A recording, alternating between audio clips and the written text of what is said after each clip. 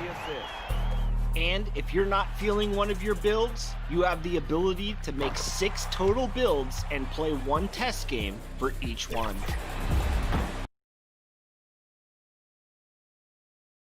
As they came through the tunnel earlier, the Pacers were already in all business mode.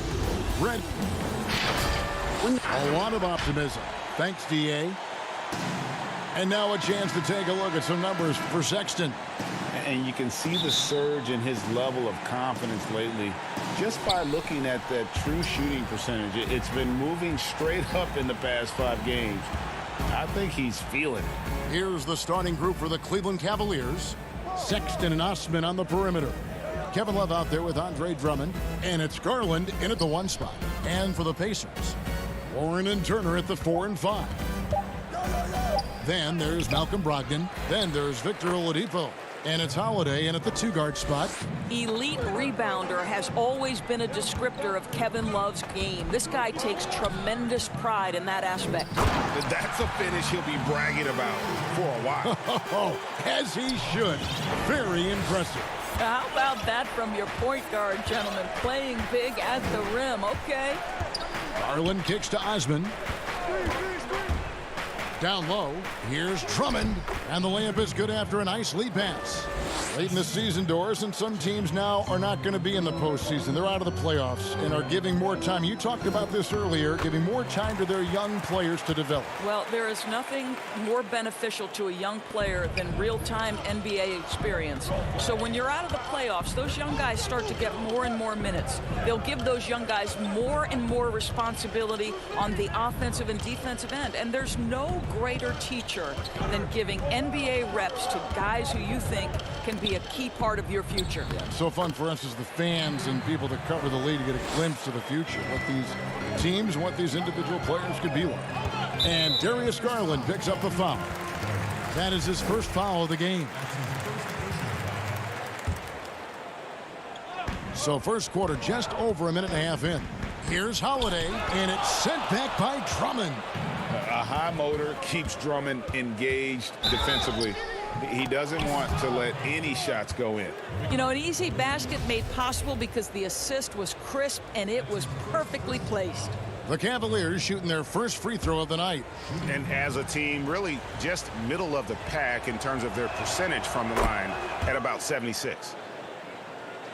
The Pacers have gone 2 of 3 here to start out the game. And Holiday, here we go. Good, and it's Oladipo picking up the assist. Now, Victor Oladipo's passing skills probably unappreciated. This guy is very unselfish and capable. And that's a foul called on T.J. Warren. That is his first foul of the game. To the inside. Osman, the pass to Love. Yes, that goes in. Love's got his second basket. Just setting the tone with an aggressive move to the rack. And where's the help defensively? To me, Greg, that's a complete lack of communication on that side of the ball. These guys need to be talking to each other. Oladipo misses. And for him to shoot from that distance is a bit of a head scratcher. I think as a player, you have to know your strengths and play to them, and that is not within his range. You know, a lot of coaches might let you hear it for taking a three-pointer on the break, but I like the decision there. The D had already collapsed inside. And here are the Cavaliers. They're on a 14-6 run. The pass to Love. Drummond working against Oladipo. Shooting foul as the whistle blows. He'll shoot 2 free throws. T.J. Warren picks one up. Boy, isn't Kevin crafty with the pump fake, knows how to work his way to the free throw line. So Indiana ends up with a new group on the floor. And truly some significant roster changes for the Pacers this past summer. Jeremy Lamb, Malcolm Brogdon, T.J. Warren. They've got... And here we go. Coach's challenge happening right now. This one in regards to the personal foul. Seeing if that was the right call. And I think when it comes to some of the more difficult calls to make, personal fouls can be tough. The action is so fast that it's really tough to catch everything in real time. The wonders of technology, Greg. We've seen replay reviews so effectively, and involving the coaches by being able now to challenge like this is something a lot of people have been hoping for. And so the word is in. They've decided that the call stands as it was made on the floor. And, you know, even if a coach still feels this wasn't the right call, you got to acknowledge the effort being put in to reviewing it. With double checking, and the game continues on. Holiday, the pass to McDermott. Porter with the steal. And pushing it up is Cleveland. The Cavaliers again in transition. Windler's shot is off. No one to blame on that one but himself. You get looks like that, you've got to take advantage. And Holiday throws it down. Strong move to the 10, trying to get his guys going. Hard not to get motivated, GA, right when your teammate makes that kind of play. Where was the defense? No help. You can't afford to give up these kinds of buckets. Listen, that's a shot he can make, but obviously the defense okay letting him shoot it. Stolen by Thompson. One-on-one fast break. Here's Nance. Here's Windler. And Thompson kicks to Nance. Here's Windler. Cleveland with a fresh shot clock.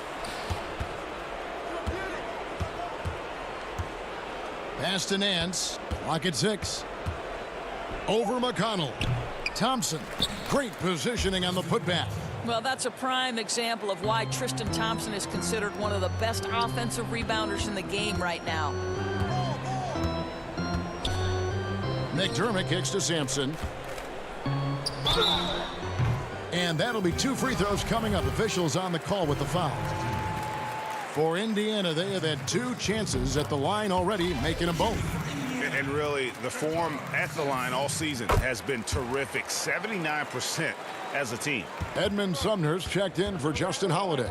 6-second difference between the shot and game clock. Cleveland moving the ball around. Thompson.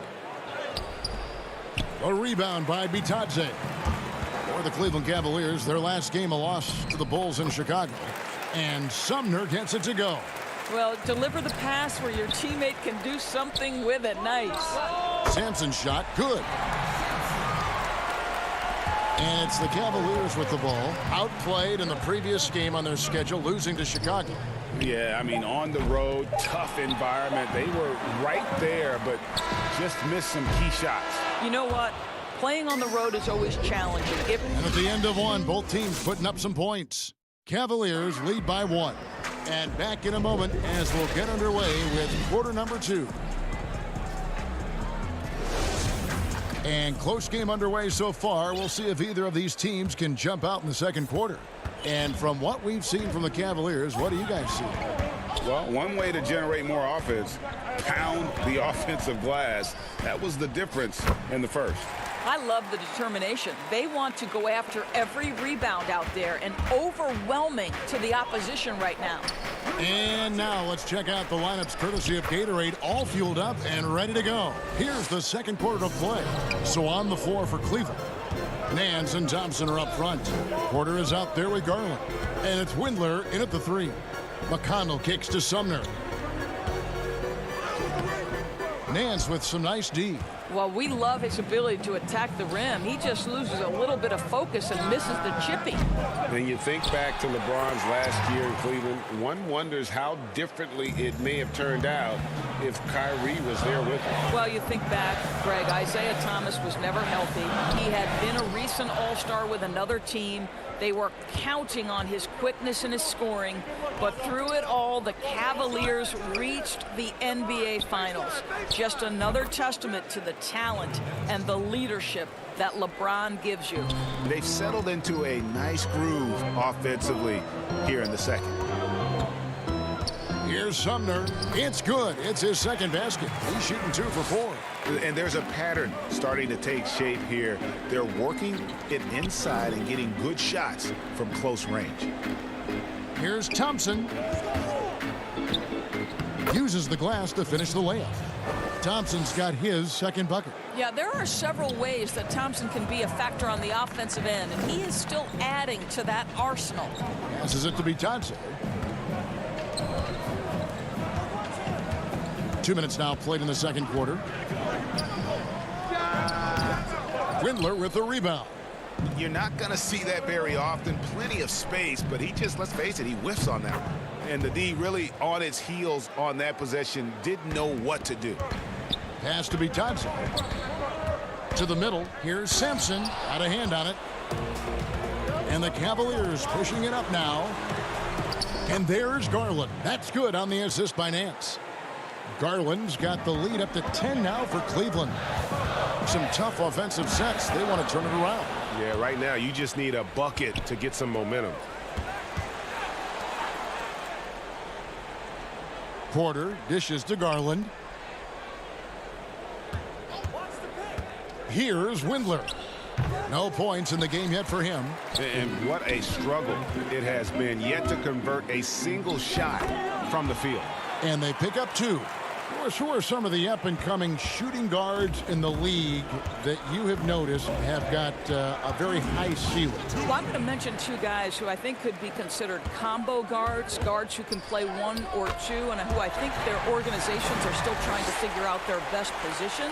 But 2 of the most dominant young guards in the league who are going to be a problem for over a decade, Devin Booker and Donovan Mitchell. Both guys can create their own shot. Both can get off the dribble drive. Both could light you up for over 50 a night. Devin and Donovan, 2 names to keep an eye on. Nance. Here's Thompson. Persistence pays off as they finally hit a shot. Thompson's got 4 this quarter. Yeah, Thompson just so focused. Even with the defense in his face, he still has the poise to be able to knock down shots. Here's Sumner, guarded by Porter. Sumner's shot is off. And here are the Cavaliers. They're on a 15-6 run. The drive by Nance. No good that time, so Indiana will take it the other way. I'll tell you, it has not been this guy's best night, but the teammates have been there to pick up the slack. Love it. Pacers trail by 8. Brogdon outside. Inside. Warren the pass to Brogdon. Laid in with a nice touch off the glass. Brogdon's got his 2nd basket of the night. Well, this is one aspect you'd like to see more of from T.J. Warren. We know he's a great scorer. Pretty dime there. Love looking around. From outside the arc. Bucket number 3. He's a perfect 3 for 3 to start. You simply must play better defense than that. This guy is too good from distance. Warren kicks to Oladipo. Warren trying to break loose. And a rebound goes to the Cavaliers. And they're controlling the boards, Kevin. That's +5 in that category. And Drummond throws it down. And when he gets himself into the right position, Drummond so powerful in terms of finishing at the rim. The only way to prevent that alley-oop is to keep him from getting to the launching pad in the first place. Right side Warren. Love grabs the board. Near the 3-point line, it's Porter, and he got that one up in time, but doesn't. All right, thank you, David. And folks, don't go away after the break. We'll see you right back here for the start of the 2K Sports Halftime Show. Hey, everybody. Good to see you back here on our halftime show. Well, actually, we can't see you, but you can see us. Yes, Ernie Johnson. The first quarter for the Cavaliers was fairly even. They were able to squeeze ahead by the end of the period. And that'll do.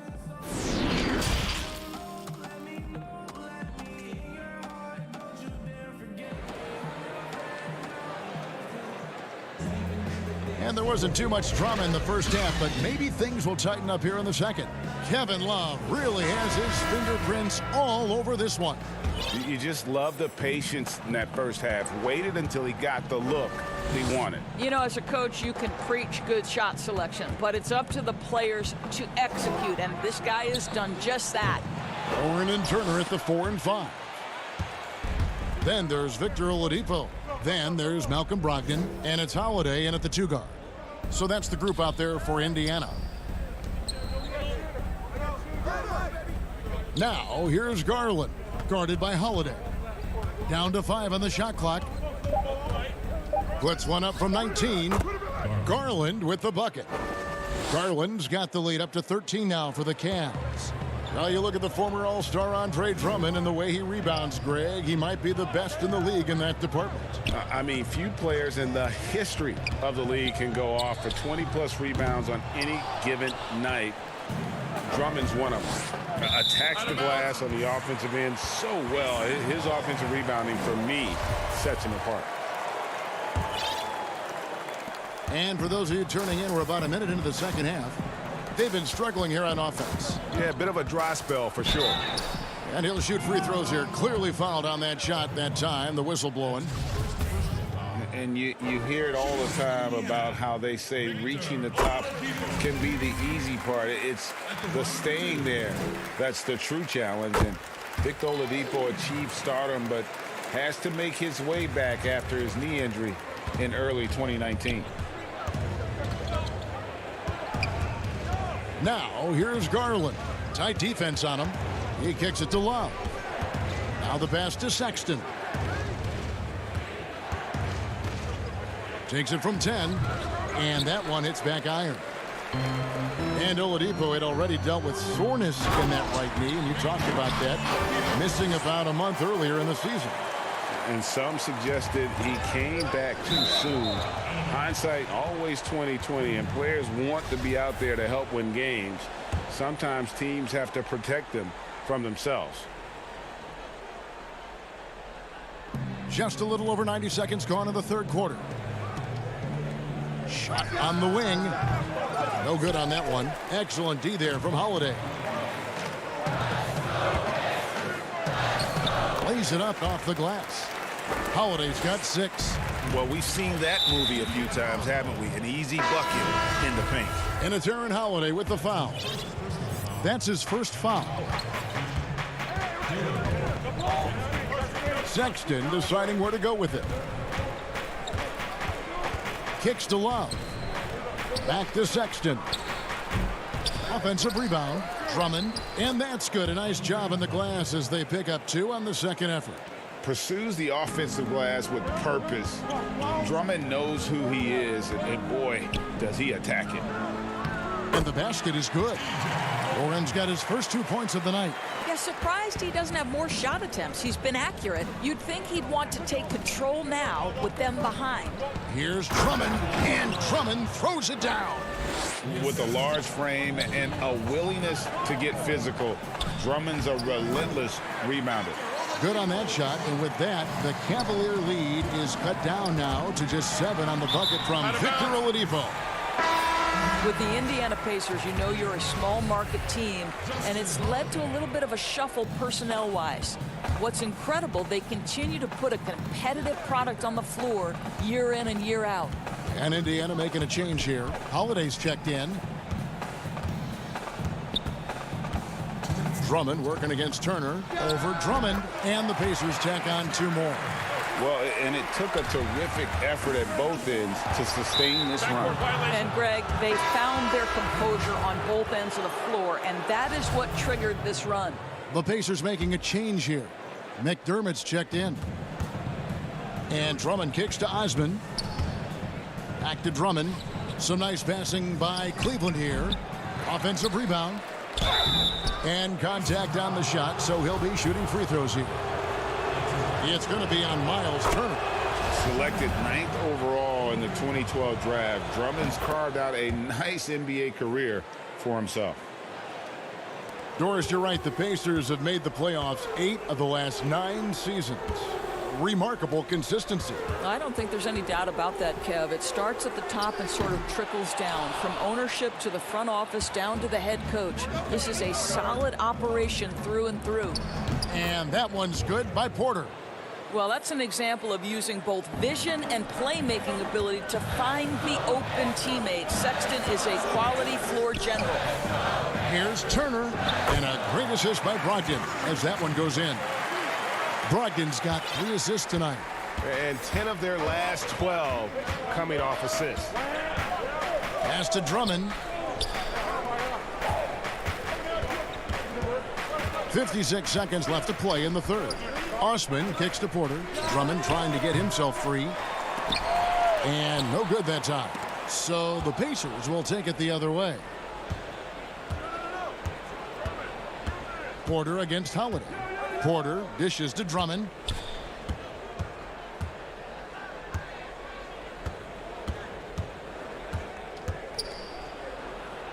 It falls for the 6th time in 7 tries this contest. That's 86%. Well, I absolutely love the way this guy has controlled the pace tonight. They've been able to play the style they want. The shot and game clock separated by 4. Shot is good, and the Cavaliers lead cut down now to just 7 on the bucket from Turner. Yeah, Miles Turner can carve space. Don't let that lean frame fool you. He can get inside and score deep. Yeah, I mean, maybe could have tried for a more memorable dunk than that one. And we know he's capable of those memorable ones. Here's Warren. Can't connect from 14 feet out. Gets it off. No good that time. And so it's the Cleveland Cavaliers in control with the 9-point lead to end the quarter. And it's time now to bring you our State Farm assist of the game. And the definition of teamwork right there, guys. I mean, what great communication between them, and what a beautiful feed. And, Greg, nothing better than chemistry, right? Working together to create a bucket. And this is it. Glad to have you along for this 4th and final quarter. On the court for Cleveland, Garland and Sexton man the backcourt. Andre Drummond is out there with Nance, and it's Porter at the 3 spot. And Warren, here we go. Count the basket. Well, strong desire to get on the interior. T.J. Warren attacking with ferocity. The Cavaliers leading by 7. Now Garland. Dishes to Drummond. Nance trying to break loose, and it's Drummond missing. Maybe he rushes that just a little bit, who knows, but he couldn't have gotten a better look than that. Count the basket and the foul. Andre Drummond picks one up. You can see that T.J. Warren has no problem playing through contact or around multiple bodies. How about the power? Oladipo, he's checked in for the Pacers. Aaron Holiday comes in for Justin Holiday. Love's checked in for Cleveland. To the inside. Nice pass. Led him to the rack perfectly for the layup. And the Cavaliers lead by 6. And here's Oladipo. He'll bring it up for the Indiana Pacers. The kick out to Holiday. Pass to Brogdon. Here's Turner. Over Nance. And the call on the shot that sends him to the line. And very much a modern offensive game for Miles Turner. Doris not a post-up guy per se. No, he can shoot the face-up jump shot. He's exceptional at rim running. And think about his running form. This is a young man that tried to fine-tune his stride. He has become a factor now, Kev, going end-to-end. Catching up on the changes for Cleveland. Drummond's checked in for Nance. And it's Jetty Osman in for Porter. And on our sideline, our reporter, David Aldridge. Hey, Kevin, during the last break, I got a chance to hear what John Beilein told his team. He's encouraged where they are at this point in the game, but he told his guys things can turn in a blink. What we need to do is execute the rest of the way. So we'll see if they can finish this one off, Kevin. Thanks, David. And the first one drops.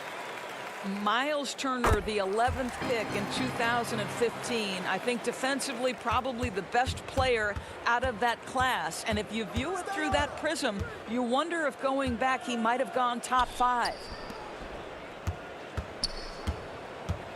Love against Turner. And here is Garland. And it's good, 2 points. That's 12 points for Love. Man, have they been effective at getting the ball inside. And you know, Doris, there were some medical red flags for Turner that may have caused him to slip a bit in that draft. Yes, but I think he has alleviated any of those concerns. Credit him and the trainers for developing his core and for this young man paying the price in the weight room. He's gotten stronger and stronger. All alone, rips down the breakaway slam. Gotta take care of the ball. They'll punish you if you're that careless. That's right, and that's severe punishment right there. Boy, in a tight game like this, that can change the whole tone. It helps your opponent get into a little bit of a rhythm. You can see their confidence growing. They have reason to believe. What I I love, Greg, is the heart, the fire, the tenacity. This is absolutely fantastic. Love kicks to Osmond. Pass to Sexton. 5 on the clock. He dishes it to Love. Misses the baby hook. On offense, here are the Pacers. They're on a 13-4 run. That gives them the lead. And 12 points for Victor Oladipo. Oladipo. Big-time moment. That's my moment. Down low. And the pass to Garland. Fires the 3. Goes back up. Shooting foul as the whistle blows. He'll shoot 2 free throws. Yeah, good job to take it right at the D. And so he makes both from the line. Here's Indiana. They're on a 15-6 run. And stolen by Love. And the Cavaliers pushing it up now. And Drummond throws it down. And that's enormous, guys. With time winding down, goes for the steal and then off to the races. Warren, that falls. Nice speed that time from Turner. Warren's got it all tied up now for Indiana. To the paint. Garland, the pass to Sexton. From deep three-point range, good on the triple. Sexton's got his first bucket of the game, and he's on the board for 3. Well, Sexton might be young, but he is unafraid and unabashed. What a play. I'll tell you, most of the time this guy's going to finish that, but that was tremendous defense that prohibits him from completing the play. The dish to Drummond. Ball's knocked loose. Brogdon with it. Garland picks him up. And Holiday with a clear path to the hoop. Finished off the break. Want easy looks? Don't allow the defense to set up. What a beautiful fast break opportunity, and the finish pretty good. Garland drops in the layup for 2. And the Cavaliers lead by 3. You love how each side has risen to the challenge throughout this one. I'll tell you, we have seen, Greg, great execution from both teams. Neither one giving an inch here. And here's Brogdon from the arc. Got it! And oh, that was an enormous three-pointer. You just love seeing a player with absolutely no fear. And Greg, to me, more often than not, when you attack, good things happen. It falls! And since halftime, this has become an intense ball game. They are getting after it hard. It has become a real battle out there. Oladipo, and it's sent back by Drummond. Garland, the pass to Sexton. It falls! Oh, what a delivery by the young Colin Sexton. Fearless and unbowed. And Brogdon, here we go. 6 seconds separating the shot and game clocks.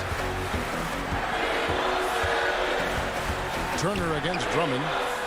Yes! And he has brought them to within 2 points. You want the answer? Can Miles Turner make tough shots in big moments? That's a definitive yes. And he made the right read on that play, but just couldn't secure the steal. Yeah, the anticipation was there. The hustle was there. Very close to picking that one. And they commit an intentional foul. We'll see another one of those so they can get into the penalty. Yeah, you have to do that, though. You can't just let him dribble the game. And he commits the intentional foul.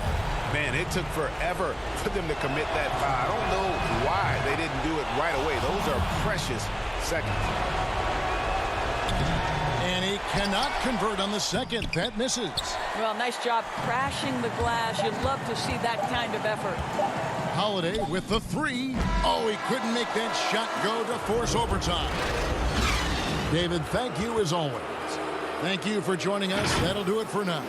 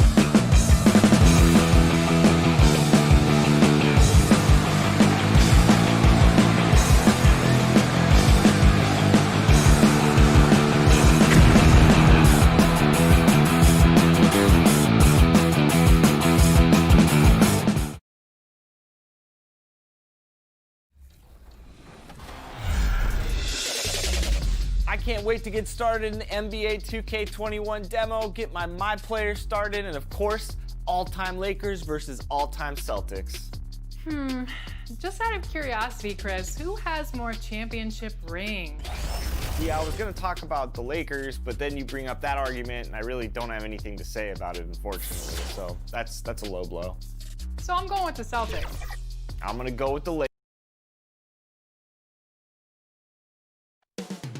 Coming up next, The 2K Sports pregame show.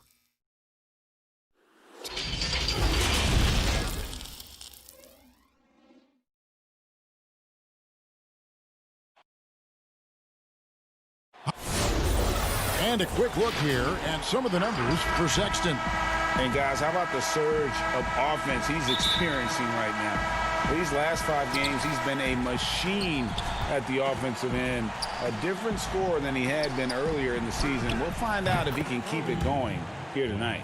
Now let's take a look at the Bulls' opening lineup. Levine at the 2 with Porter at the 3. Markkanen and Carter are up front, and it's White in at the 1 spot. And for the Cavaliers, Ashman and Love are the forwards. Garland and Sexton man the backcourt, and it's Drummond in at the 5 spot. So the Chicago Bulls able to put up the first points on the board. And he can't answer back the 3-pointer offline. And Coach Jim Boylan agreeing to a multi-year extension with the Bulls this summer, Greg. And taking that interim tag off his title as head coach, Boylan, with over 30 years of coaching experience, afforded the opportunity to continue developing this young core. Second shot opportunity, and he uses the glass on the layup. Pursues the offensive glass with purpose. Drummond knows who he is, and boy, does he attack it. White dishes to Markkanen. Kicks it to Levine. Back to Markkanen. Over to the left wing. White, good. An assertive offensive player. White knows he has the green light to rise and fire. Now, here's Garland. He's guarded closely. Pass to Sexton. To the middle. Here's Drummond. A putback, and Love with a second chance points. Kevin Love all about positioning in there, battling and finding some space, keeping the play alive with that kind of activity.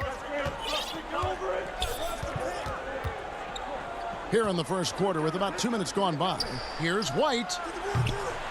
A 3-pointer, no good. For Cleveland, they've gone 2 of 5 here, making 40% so far to start out the game. Garland, no good. And if that's the best look you can get on a possession, what a waste of a trip down the floor. Yeah, see the coach? He's got that frown on his face. I think we know why. Not a high percentage look. Now here's Levine. One of the most consistent producers in the league. He's averaging around 25.5 points a game. 5 to shoot. Here's White. The shot. No good.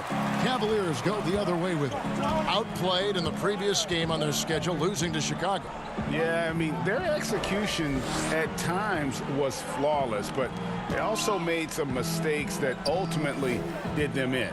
Well, they had the home fans worried for a little bit. I know that. Sexton's shot is good. And the movement to bring the NBA back to Seattle, the Pacific Northwest. Brent, you played there half a decade. I know you've got fond memories. How much does that city love the NBA? The Seattle fans are incredible and I don't know how much, knowledgeable. Yes, and how much longer do we have to keep talking about how we want a team in Seattle? One of the great cities in this country. A fantastic place to play, to live, and the city is starved to get the Sonics back up there in the green and gold. And they'll support them. Oh, there's no question about it. So the time is ticking, and everybody's excited about the opportunity in the near future for the team to return. Here's Sexton after the made shot from Zach LaVine. Drummond finds Sexton. Garland with it. Now defended by LaVine. And it's White with the rebound. This is a rough stretch right here for him offensively. Seems to be rushing shots. Back to Markkanen. Outside, White. Pass to Porter. from past the arc. It's rebounded by Cleveland. Victory eluded them last time in Chicago when they faced the Bulls.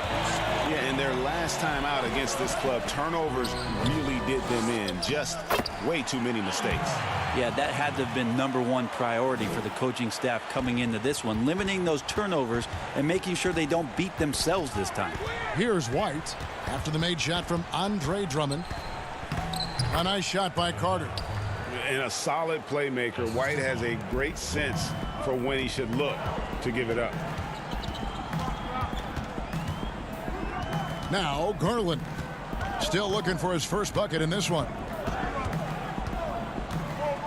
He feeds it to Love. Shoots over Markkanen. Love, no good. Well, they shouldn't be giving that shot to anyone, but they certainly shouldn't be giving it to him. That's a big break for the defense. Here's Levine. Carter. No dice on the putback jam. A good close contest so far as we finish the first quarter. It's Chicago leading by just 2. It's the NBA on 2K Sports from Cleveland.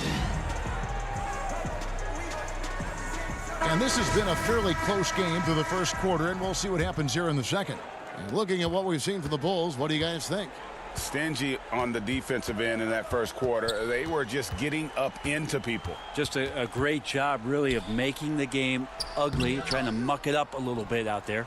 So the Bulls 5 right now. Dunn is out there with Satoransky. And it's Young, and it's Cornette in at the center. And the Cavaliers this summer selecting point guard Darius Garland with the 5th overall pick. The second-year man, Colin Sexton, already on the roster. Greg, how do you see the fit between these two players? Well, I mean, both are 6'2". The questions will come at the defensive end of the floor. Offensively, both show great promise as shooters, very scoring-minded guards, reminiscent possibly of a Lillard-McCollum pairing for the Blazers, which could be a roadmap for the Cavs. And we've got an update here, so let's check in with David Aldridge reporting from the sideline. Well, Kevin, there's not a lot of NBA players who come from Finland. Now there's Lauri Markkanen. Before him, there was Hanno Matala, who was actually Lauri's high school coach. Markkanen is soft-spoken and family-focused, but he says everything starts from basketball. All the decisions I make are based on if it helps me on the basketball court. Kevin? Terrific attitude. David, thanks. That might not be the shot they want him taking, even with the D backing off. Here's Dunn. And the Bulls get it back. And Young kicks to Dunn. It's stolen by Nance. And now approaching 2 minutes of action here in the second quarter. At the elbow, it's Thompson. There's Garland. That's in, coming off the assist from Thompson. Well, that's a shot he can hit. If you give it to him, you need a little more energy on defense that next trip down. Dunn with it. He's been patient so far. Nothing on the scoreboard yet. Passes it to Hutchison. Here's Cornette. He's covered by Thompson. Keeps it alive. Young on the follow. And the Bulls lead by 3. Yeah, that was the 3rd straight high percentage look the defense has allowed. The defenders have got to start putting bodies on bodies. And here we go. The Bulls fast break. Satoransky, the pass to Cornette. And the foul on Larry Nance Jr. That's his first foul. Denzel Valentine, he's checked in for Chicago. Harrison comes in for Chris Dunn. Young passes to Harrison. Now here's Valentine. He's covered closely. Garland with it. Now guarded by Valentine. And there's the pass to Windler. It's hauled in by Cornette. I think he rushed that one just a little bit, thinking the defense was going to get close. They weren't. Here's Harrison. And again, Chicago. No good. There's Garland. Happy to see that one go in for his second make in 5 attempts. You know, all the way to the bucket, no resistance. Just swipe the candy from it. Here's Satoransky. And the Bulls with another miss. Last game for Chicago, it was a loss to the Magic in Orlando. Here's Thompson, and fouled as he went up to the dunk. And folks, the coach's challenge has been initiated for a personal foul. Close game like this, and he thought it wasn't a good call. And this is the time now where the officials can review in closer detail what constituted the original personal foul. Getting a different angle can sometimes make it a lot easier to determine. Greg, indeed, and the one thing with replay review is that when you see the slow motion replays, you really get a new appreciation for just the immense speed at which these players are moving at, and how fast the action really is, and how hard it can be sometimes, you know, Greg, to make the right call. And the announcement on the review is that the foul was called in error. So they have determined, Greg, to overrule the original call. And guys, this is what it's all about, getting the call right. And I think in this case, the video review showed that while it was a tough call to make on the floor, they got it right with the review. Hard, and a lot of contact on that one, so he'll shoot 2 here. And I like the fact that the defense is looking to protect the rim at all costs. First trip to the line for him here. Drummond's checked in for Cleveland. And Chicago also making a switch. Levine's checked in. For Cleveland, they've gone just 33% from the field in what's been a cold second quarter for them. Just 3 of 9. 55 seconds left now here in the second. Sexton finds Drummond. And it's sent back by Carter. Levine wide open. Buries the long-range jumper. Levine's got the lead up to 4 now for Chicago. And just Shakespearean there, a smart read. Saw the defense was collapsing inside, so he wisely pulled up from the outside and drilled it. One-on-one fast break. Valentine wide open. He fires. And again, it's the Bulls from deep. What a good time for the three-pointer. The fast break had the D scattered all over the place. And another miss by Cleveland. The Bulls leading by 7. Just 1 second between the shot clock and game clock. And that's out of bounds. Chicago will retain possession. You love the pressure he's putting on them. Almost had that steal. Yeah, pestering right now, and that's going to pay some dividends. At some point, there's going to be a turnover. Now, here's Markkanen. 7-point game, the biggest lead in the game. Here's Osman. Here's Sexton. Got it up. No good on the last second attempt there. And now, the 2K Sports Halftime Show. Hello again, folks. It was a closely contested first quarter for Chicago. At the end of the period, they held a 2-point lead. Thanks for joining.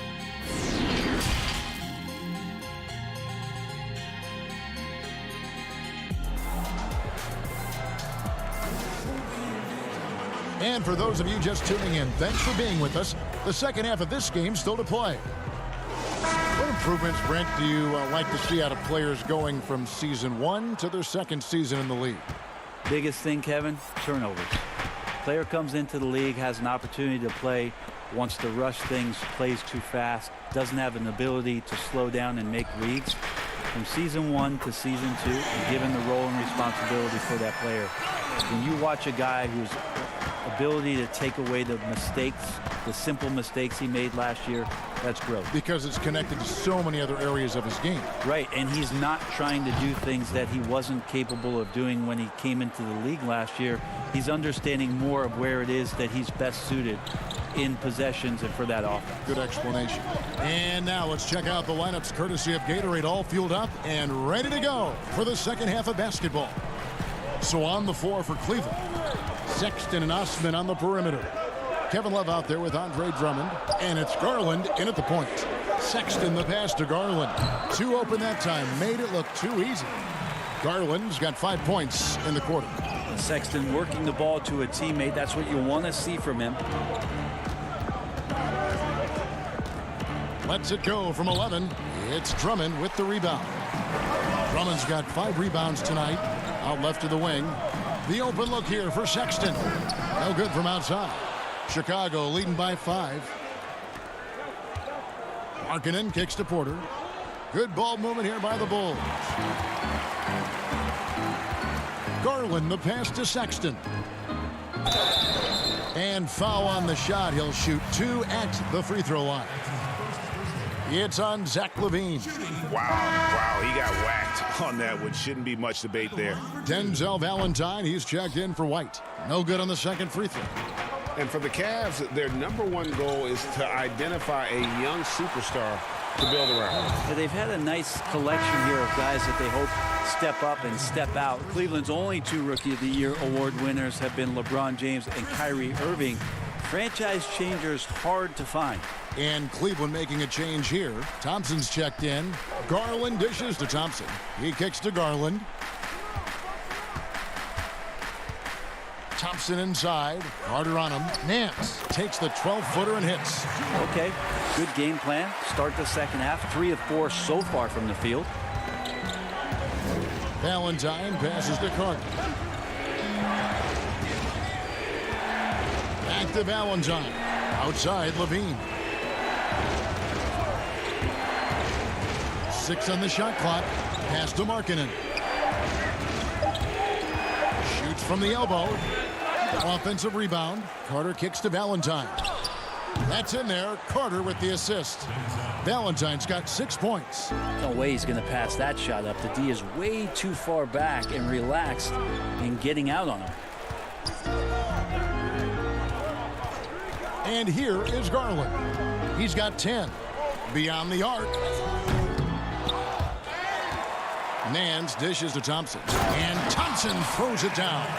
Well, Nance is just such a cerebral player out there. Does a good job of trying to be a threat with the assist. The 3 from Valentine. And again, it's the Bulls from deep. 1:50 left to play in the third. Feeds it to Nance. Stolen by Markkanen. Oh, and a fast break for the Bulls. Markkanen's got the ball, and the jam by LaVine. And you got to like the vision for Markkanen. I mean, a big man who knows how to find the open man. And a wide open look for Porter. Drops in the tray. And now it's a 12-point Bulls lead. It's been this way since halftime. Tremendous production from beyond the arc.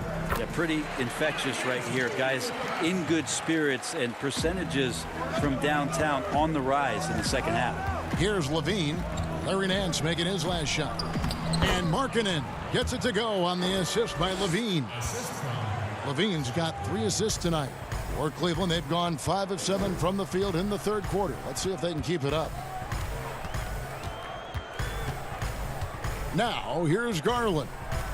He's playing a pretty big role for him at the offensive end, averaging about 12.5 points a game. And if that's the best look you can get on a possession, what a waste of a trip down the floor. Yeah, see the coach? He's got that frown on his face. I think we know why. Not a high percentage look. The shot by Markkanen, nobody around. Off target with the open look. The Cavaliers trail by 12. 7-second difference, shot and game clock. To the inside. Left side, Nance. There's the feed to Thompson. Back to Nance. And the jam by Larry Nance. It's just so easy the way Larry Nance Jr. just gets up off the floor. And here's LaVine, who brings it up for Chicago. When this game is done, they'll be off to Miami to take on the Heat. And that'll be the last game of their very short 3-game road tour. Out to the right wing.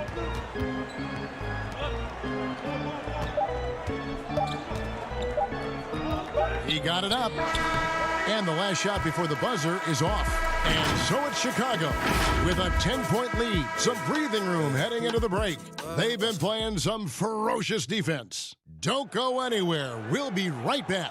And now we have a moment to reveal our State Farm assist of the game. And the definition of teamwork right there, guys. I mean, what great communication between them, and what a beautiful feed. The coaches talk about it all the time, but to be able to play with that kind of feel, nice play, collaborating, improvising, and organic. And with 3 quarters behind us, let's see what this fourth period holds in store for us. On the court for the Bulls, getting this fourth quarter started. Harrison out there with Dunn. And it's Young, and it's Cornette in at the 5. Pass to Hutchison.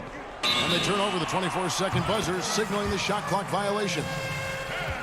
And here's what Cleveland's schedule is looking like. On Friday, They'll tip off a road trip in Charlotte where they'll take on the Hornets. And then on Saturday, they'll continue the road trip heading out to Atlanta to take on the Hawks. And for their matchup with the Magic, you know they're going to be amped up for that one. And they'll need to be. That's going to be one tough game for that group. Harrison passes to Young, and he gets the bucket. Assists like that have typified their effort today. Terrific ball movement. A starter in this league for almost a decade, Thaddeus Young's numbers, Greg, won't blow you away. So what is it that makes him a winning player? I think it starts with his defense, Kevin. Drawing charges and getting deflections. His quickness puts him in a position to make those effort plays. Here's Dunn, following the basket by Kevin Love. To the wing right side. Harrison kicks to Dunn.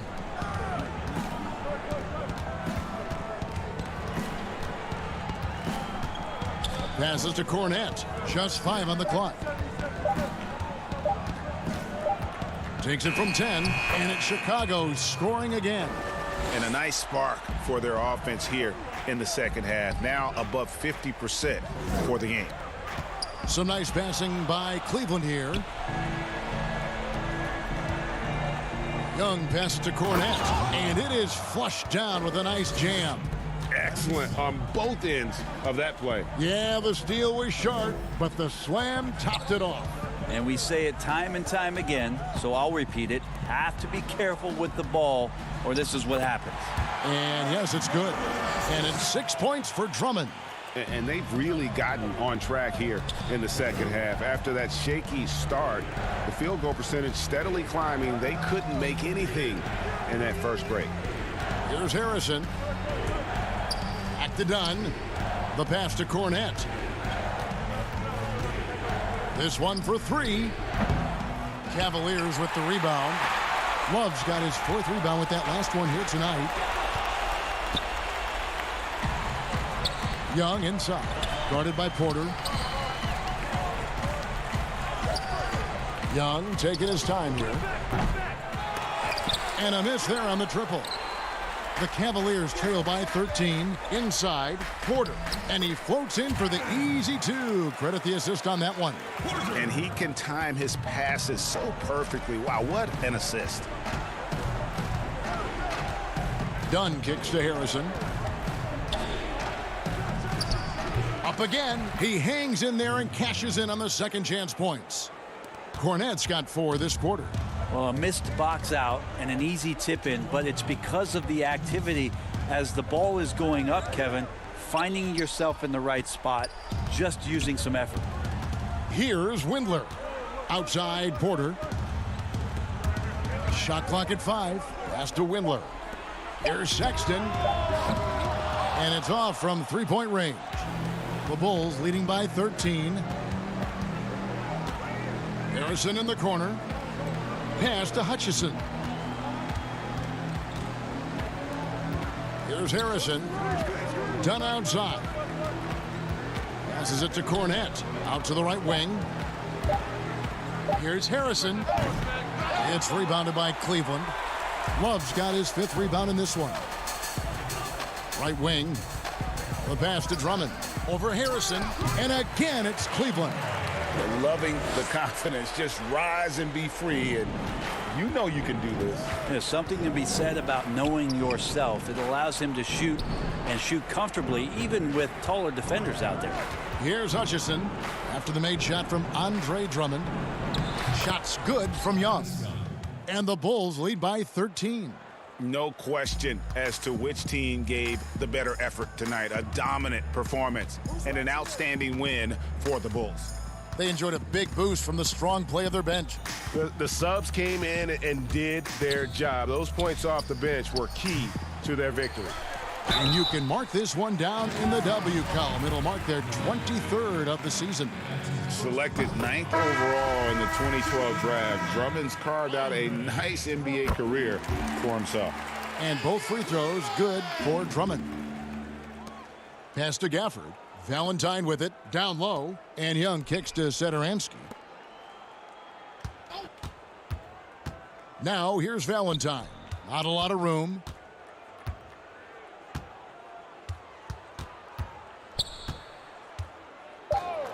Here's Gafford.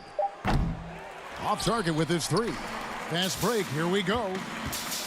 Ball going up court. And it's Exum. That time on the assist by Drummond. Exum's got it back down to a single-digit deficit for the Cavs. Here's Harrison. From deep. Can't get it to fall. And so it's Chicago winning this one. And in the win, a comfortable win in what...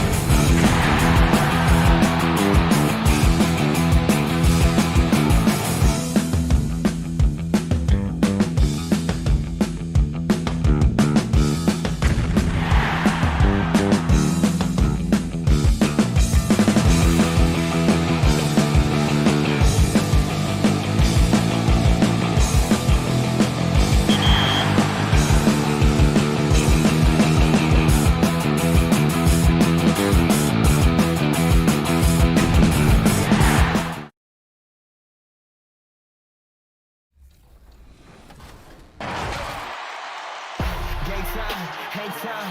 Moving the plug in the power, ayy. Came with a charge in my alley, ooh. Charge to the game like it's credit, Your team crowd need an edit, yeah. I see face and credit, hold up. Ooh, that's dead, need a minute, need a plan to revive. Let's get a shot pressing. They say what I said, they got like 20 moves and like 100 problems. I'm James with a step back. And just about to get underway as the starting fives have been. Welcome, everyone, to NBA basketball. Hey, Dave. Well, you better believe it. Outstanding, David. Thank you. And let's check out a breakdown. Looking at some stats for Brogdon. He hasn't been as sharp in the past 10 games as we're used to. It shows in his passing. The assist numbers down. Even the simple passes look tough for him right now. Maybe tonight he can get back on his game. Let's check out Indiana's starting lineup. Warren and Turner at the 4 and 5. Then there's Victor Oladipo. Then there's Malcolm Brogdon. And it's Holiday in at the shooting guard position. And for Chicago, Porter and Markkanen, the duo at forward. White and Levine team up in the backcourt. And it's Carter in at the pivot spot, manning the middle. Brogdon kicks to Holiday. Warren on the wing. Pass to Oladipo. Back to Warren. Oladipo against Porter. Oladipo misses. Now the Bulls with it. Last game matched up with the Magic. A tough loss there. Count that bucket. Well, with the playoffs coming up quickly, Clark, strength of schedule can play a big role as it determines where a team is going to be seated come playoff time. No, I agree with you in terms of even just making the playoffs sometimes, Kevin, based on where teams are and who they're playing. I mean, those matchups against potential playoff teams that are still fighting for seeding, they can sharpen you up and get you ready. Actually, those games can be playoffs before the playoffs in many ways. I always admire the coaches, Clark, that walk their players through the different scenarios because they should be aware.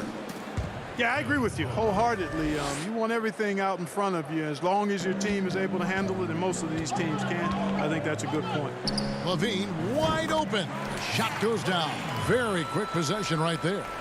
Well, I like seeing Levine guys waste no time firing away. I think his decision-making and shot selection and passing getting better. Holiday finds Warren. Shoots over Markkanen.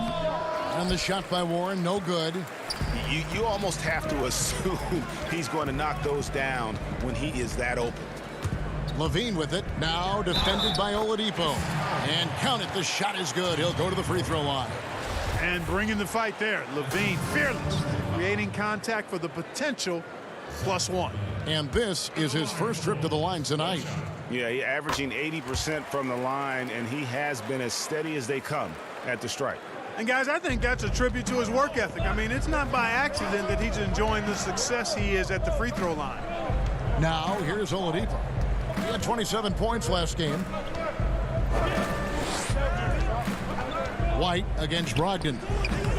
Chicago grabs the miss. The last time these two clubs came together was also in this building, with an unfortunate ending for the home team. Yeah, and they got beat last time these two teams met, and really free throws were the story. Yeah, you know, that differential jumps off the page to me, and whether it's more disciplined defense or more aggressive offense, they've got to look to flip that script tonight. Now here's Turner. Wendell Carter unable to get his last shot to go. Brogdon against White. The shot by Brogdon, no good. Chicago leading by 3. And a player who flew under the radar last year, Malcolm Brogdon. Pacers wanted to add him over the summer. Got a hefty deal from Indiana to leave the Bucks. Exactly the kind of player that the Pacers need. And here is Brogdon after the three-pointer from Zach LaVine. Oladipo, the pass to Holiday. Indiana moving the ball around. Tipped away. 6 to shoot. And here's the fast break. Porter leading the way. Oh, and there's the alley-oop. Out of bounds. Indiana takes possession. As we approach the playoffs, let's see how the East is shaping up. You look at the Pacers. If the playoffs started today, they'd hold the number 5 seed. Of course, they're looking to build on that. And checking out Chicago.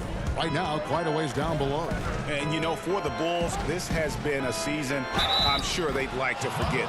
And luckily, they'll be able to do that soon enough. You know, maybe they'd like to forget it, but there are lessons to take from it as well. I mean, the mistakes they've made this year can't be repeated if they want to get a taste of the postseason anytime soon.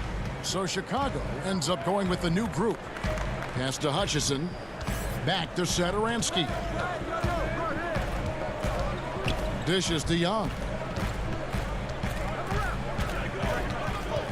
Pass to Satoransky. Over Holiday. And it's off the back rim. No good. And it's Warren with the ball for Indiana. They trail by 3. McConnell passes to Bitadze. And that one drops for him. Yeah, another nice bucket down low.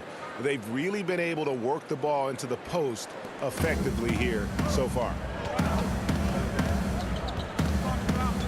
Now, here's Dunn. He's covered by McConnell.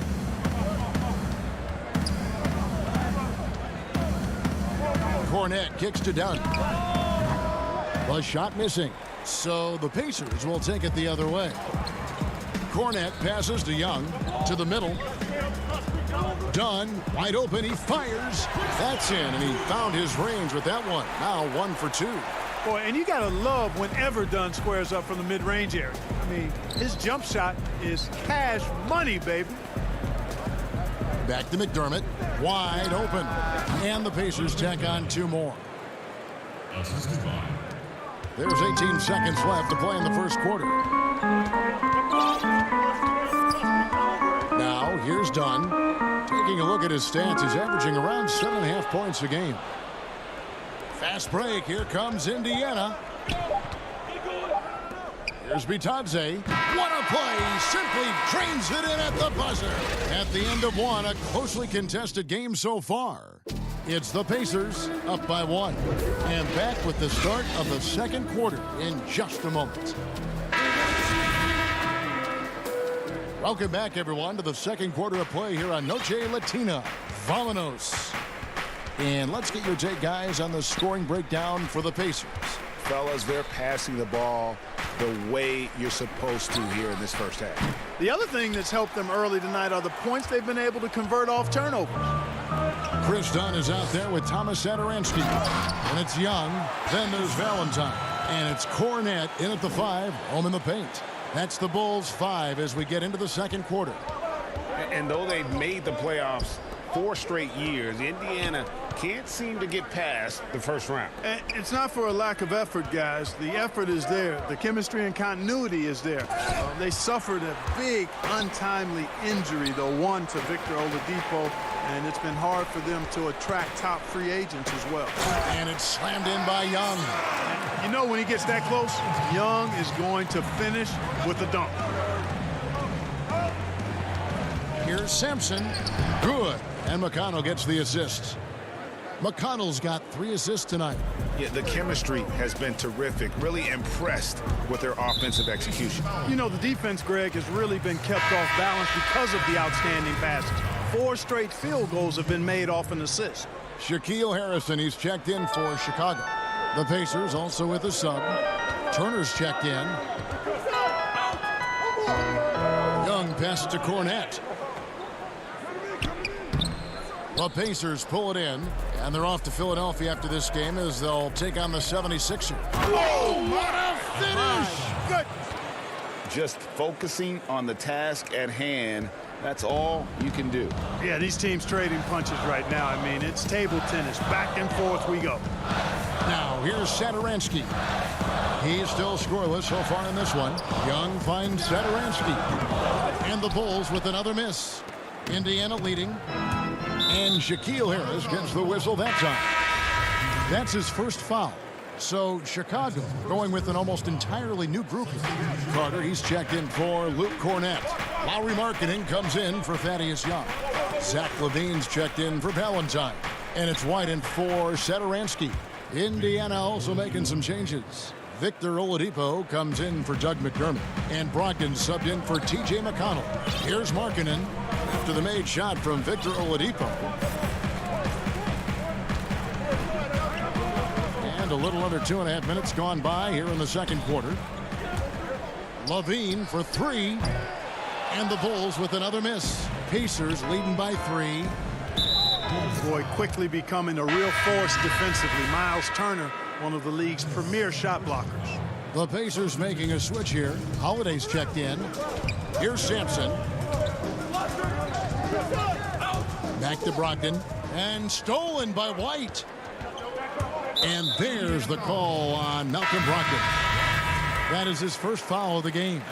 Justin Holiday's checked in for the Pacers. Good ball movement here by the Bulls. Here's Levine, and Levine throws it down. You know, guys, Levine can score in a lot of different ways, and when he starts feeling it, it allows him to go for big nights. I mean, this guy can be very explosive offensively. It's deflected. And here we go. Fast break. Levine's got it. They get the rebound. It's good on the putback. And the Bulls lead by 1. And a closer look here at the hustle stats for Chicago. Great hustle defensively through the first half, contesting everything and racking up the block shots. Another big aspect of their game tonight has been the fast break, transition opportunity. They're really keeping it up tempo so far. Here's Harrison after the made shot from Victor Oladipo. Here's Carter. Levine up top. There's the pass to Harrison. Shot clock at 6. Here's Carter. And he makes the bucket, gets the whistle, and now a three-point play chance here for him. And they've repeatedly probed inside in the first half, guys, and it's paid off. Some changes for Chicago. Chandler Hutchison. He's checked in for Lauri Markkanen. And it's Otto Porter Jr. in for Harrison. In Indiana with a change here, too. T.J. Warren, he's checked in for Jakar Sampson. Turner. Good, and it's Oladipo picking up the assist. Turner's got the game tied up here for Indiana. Bulls have gotten exactly half their shots to go down here in the second. 5 of 10. Holiday against White. For 3, Levine. The rebound by Turner. And the rebound battle split evenly thus far. Yeah, tit for tat on the glass. Just one more aspect of what's been a very closely contested ball game here. And it's sent back by Turner. What timing from Turner. I mean, that's a big part of blocking shots. Reading the shooter and then timing it perfectly to send that shot in reverse. Dunn, he's checked in for White. Now here's Levine. He's got 12. And he gets the whistle. 2 free throws coming up.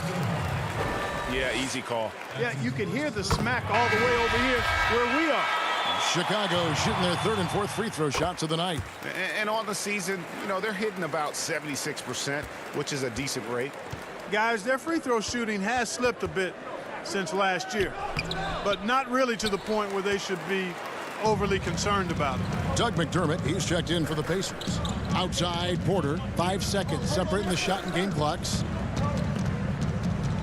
The 11-footer tips it. He hangs in there and cashes in on the second chance points. And the Bulls lead by 4. Oh, and a nice job of turning that miss into 2 points on the tip in. Hustle points, I believe they call them. Hustle points right there. And great instincts, too, guys, anticipating where the miss was going. Here's Hutchison. Trains it from beyond the arc. Hutchinson's got the lead up to 7 now for the Bulls. Hutchison. And so it's Chicago, bringing the quarter to a close with a set. It's the 2K Sports Halftime Show. Hey again, everybody. Zach LaVine was the man in the first. He had 12 points and that'll...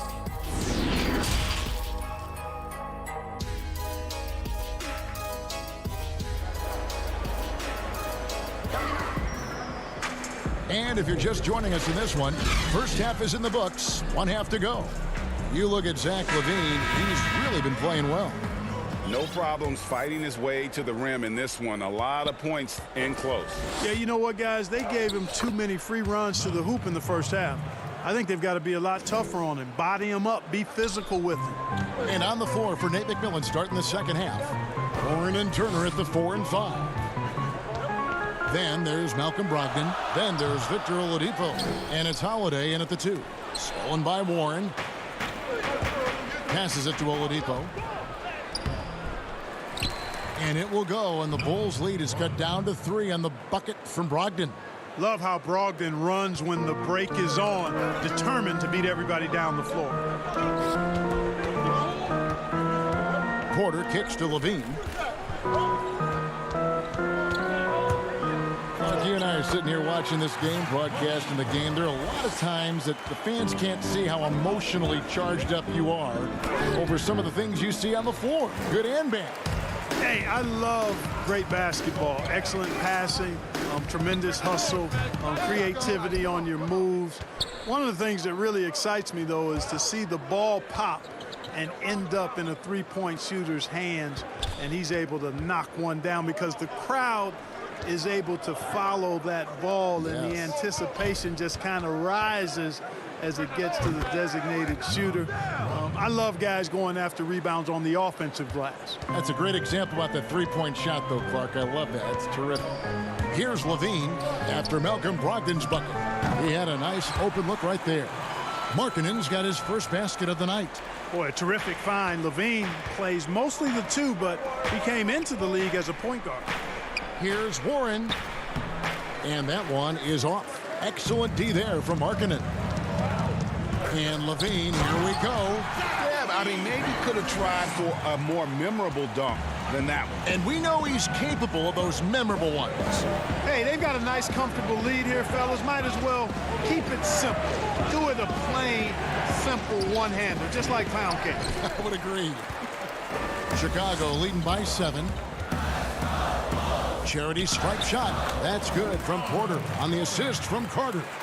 Porter's got his first basket. Fleshing out his game more and more. I really like seeing Porter go to work inside. And his presence as a scorer, it just has a calming effect for the rest of the team. He's a fallback option whenever they need one. To the inside, Carter. And the rebound goes to the Pacers. Turner's got 5 rebounds tonight. Holiday goes in. Banked in off the glass. This is the kind of unselfishness you love seeing from Brogdon, making sure he gets it to the open man. The Bulls have gone 4 of 7 to get things started here in the second half. Here's Levine, and it's sent back by Turner. Takes a 3. The Pacers pull it in. Turner's got 6 rebounds in the game. You know, after connecting on 1 3-pointer in the first half, he hasn't netted another one since. And Warren able to finish. Now it's just a 3-point Bulls lead. White drives in. There's Markkanen. Makes it off the glass. Moving it around. 8 of their last 10 coming off assists. And Greg, you know nothing makes a coach happier than selflessness on the basketball court. Here's Oladipo, and it's sent back by Carter. Turner finds Oladipo. Another shot. No good that time. Now Chicago takes it the other way. When this game is done, they'll be off to Miami to take on the Heat. That will be a getaway game for them, a 1-game road trip. For 3, Levine makes that one fall. It's his 8th bucket in 15 shot attempts. 1 triple for him in the first half. Now he's hit another. Holiday dishes to Warren. Knocked away. Indiana moving it around. Turner passes to Oladipo. Now Warren, guarded by Porter. Here's Turner over Carter. That is good. And the Bulls' lead is cut down now to just 6 on the basket from Turner. I tell you what, Turner just has a beautiful touchdown on the block. I mean, you get the ball where he wants it, he'll deliver for you. A 3-pointer is right on target. Yeah, there's 6 points on consecutive 3 balls. They're finding holes now in the D. We've got a 9-second difference between the shot clock and the game clock. Oladipo for 3 sinks the triple.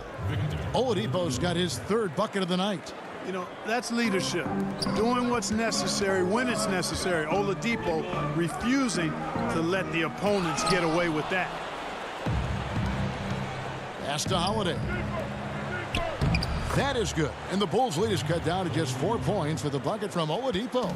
That's the kind of aggressive and assertive play they need as we get closer and closer to crunch time. Can't hit the reverse layup. You know, I think the effort on defense there has everything to do with why he missed that shot. Well done. And that's it for the 3rd quarter. Both teams scoring well as we head to the 4th. Bulls lead by 4. Don't go anywhere, folks. We'll be back in just a moment.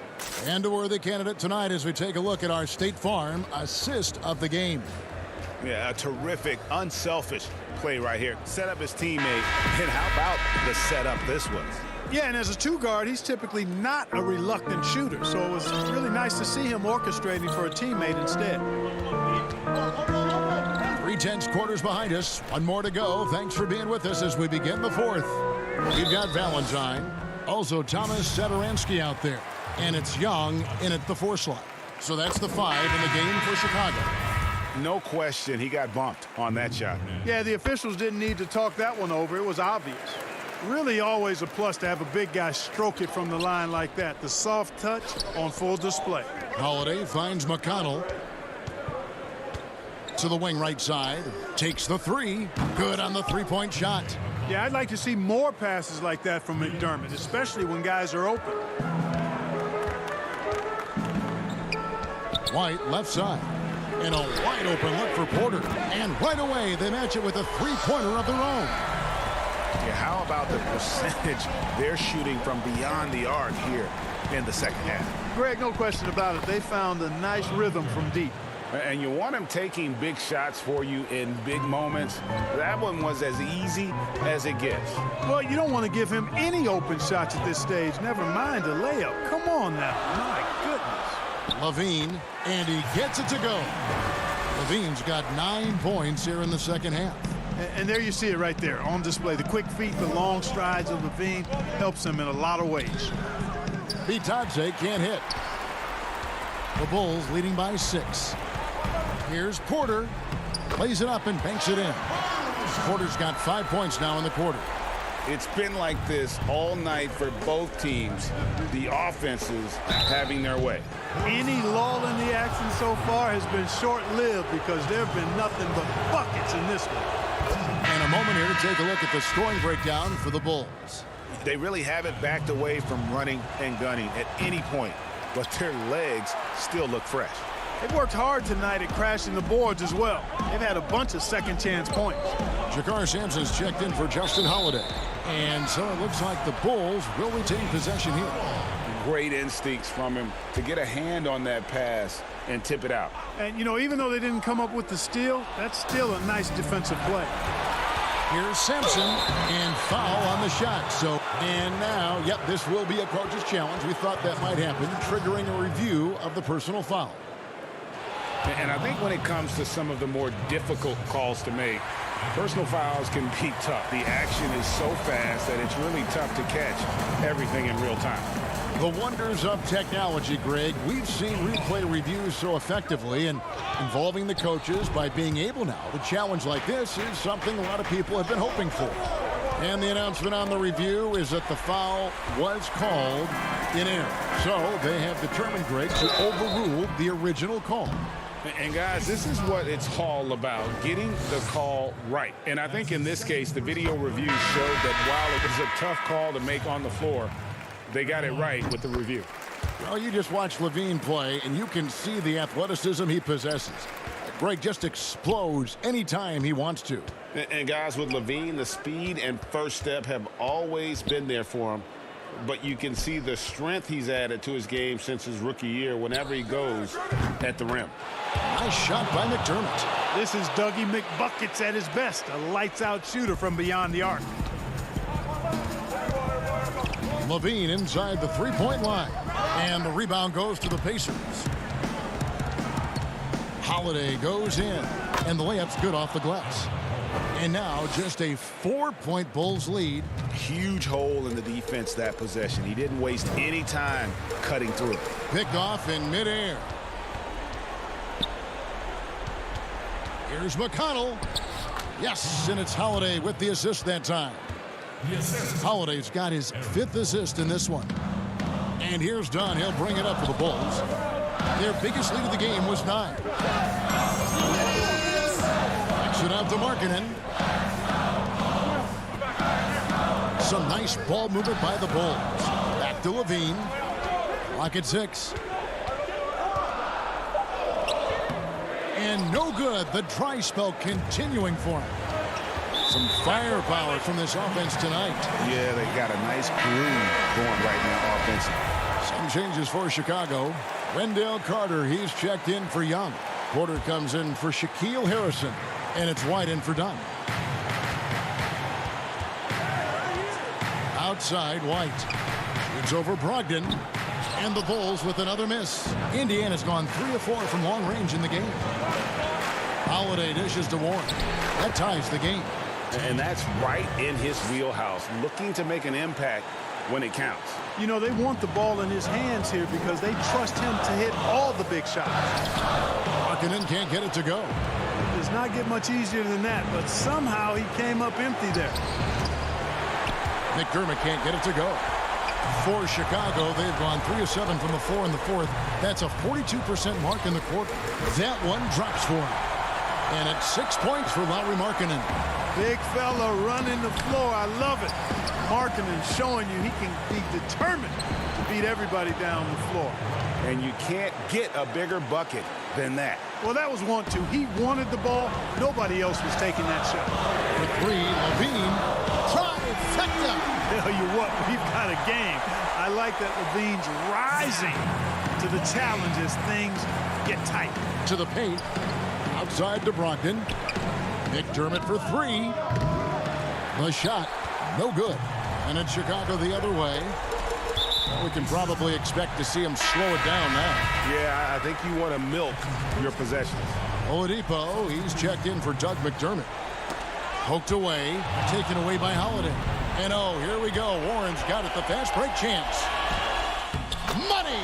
And that shot brings them to within just 1. Boy, I love how unselfish Oladipo is. Great at getting his teammates involved in on-time, on-target passes. Levine feeling it out a bit. Holiday with the defensive effort. And they're in position to take the lead. And how big would a bucket be at this stage of the game? It's in! Oladipo is a guy you can count on. You can bank on him coming through in the clutch for you.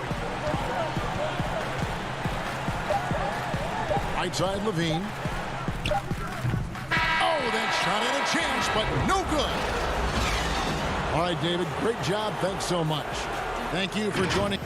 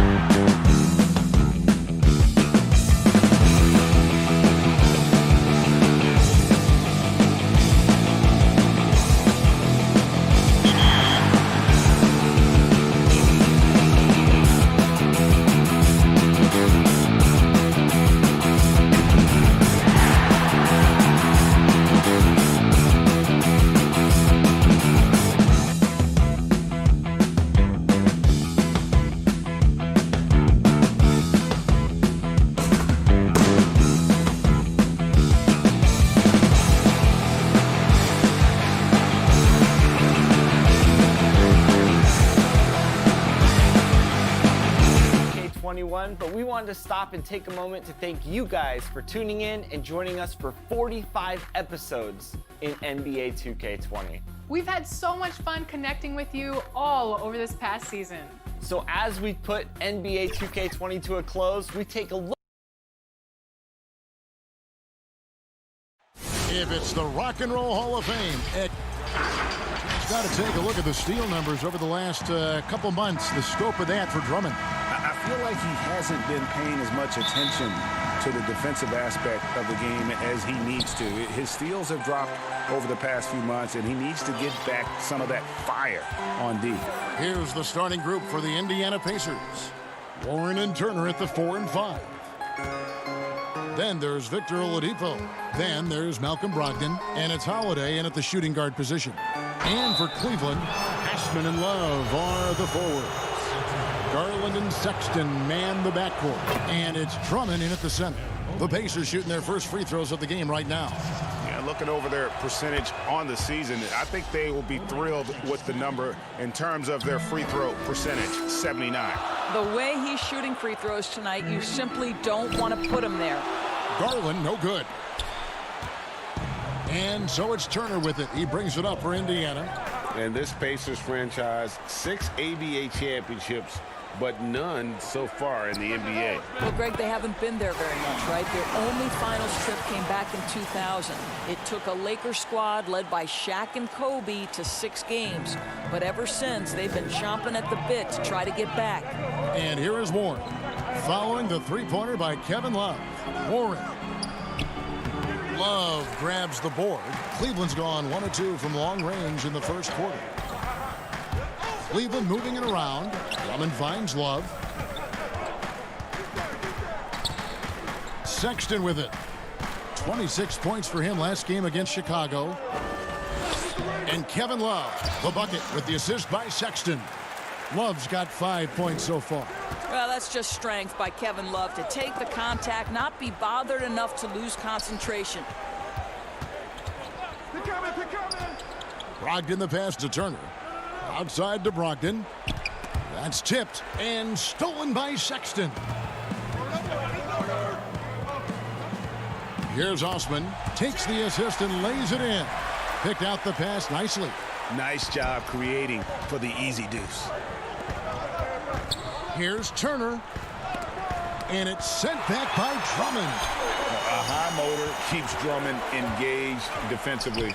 He doesn't want to let any shots go in. 80% from the field to start, playing with a ton of confidence. The pass to Warren. Will it go? Good, and it's Oladipo picking up the assist. And once he got to the 10, I think he was surprised to find himself that wide open. I think defensively, that is not the way you want to start. Giving up high percentage looks, that doesn't typically end well. Here's Love. Osman, the pass to Drummond. Stolen by Warren. Inside, Oladipo. 2 free throws coming up, and they call the shooting foul.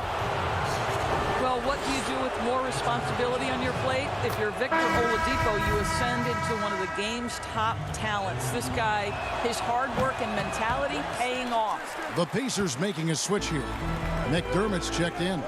Doris, such an honor to be on this with you, and you were the first female to become a full-time NBA analyst, breaking new ground. You've accomplished so much in your life, personally, professionally. What would you tell young women who are graduating college, looking to get ahead in their career in what you've chosen?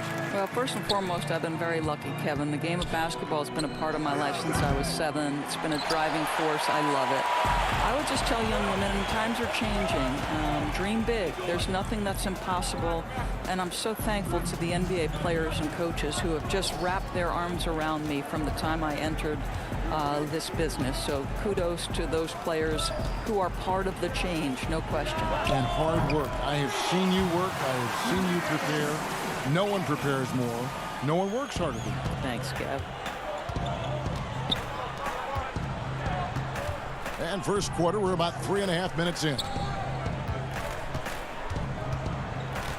Warren kicks to McConnell. Over Garland. 6 on the shot clock.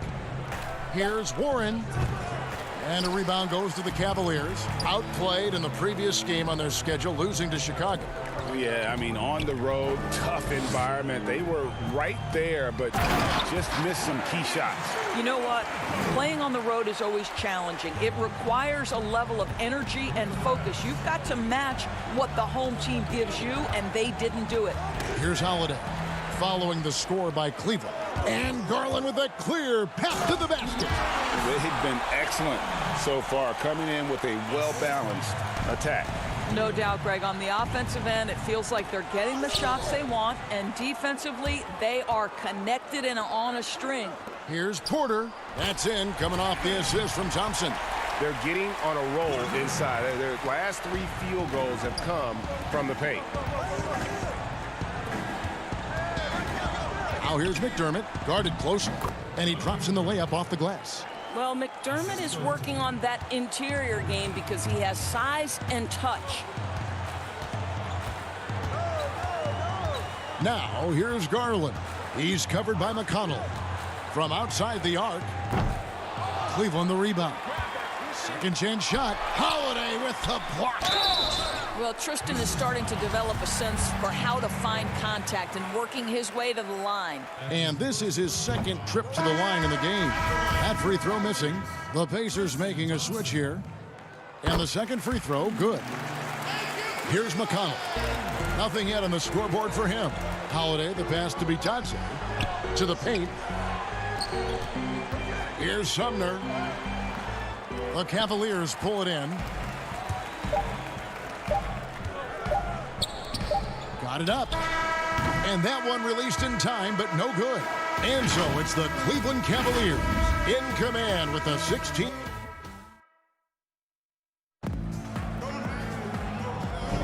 And so far through one quarter, it's been a lopsided game. We'll see if that changes here in the second. And looking at what we've seen, Cavaliers pretty much in control here, it would appear. The offense firing on all cylinders. They dominated that first period. That's exactly the start you want. You take complete command. Now you've got to maintain that focus. On the court for Indiana, we got T.J. McConnell and it's Sampson in a power forward. And Thompson sends it back. Oh, the former Longhorn Thompson really elevating for the rejection. Love the energy, guys. Indiana moving it around. Here's McConnell. No good. And Cleveland the other way now. You know what I love about Larry Nance Jr.? This guy came into the league as a tremendous athlete, but his skill set just keeps improving. The passing, the shooting, I love it. I'll tell you, that vertical ability he has puts him in select company in NBA power forwards. May not have great size, but boy, he plays bigger than it. There is an imagination, a creativity. This guy's passing drives the offense. And a quality defender. Larry Nance doesn't need Doris the ball to impact the game. No doubt, Kevin, because he's willing to rebound the ball out of his area. He's willing to be a high motor guy on the defensive end. His activity is always a big lift to this team. Pass to Sexton. Second quarter of basketball, just over a minute and a half played so far.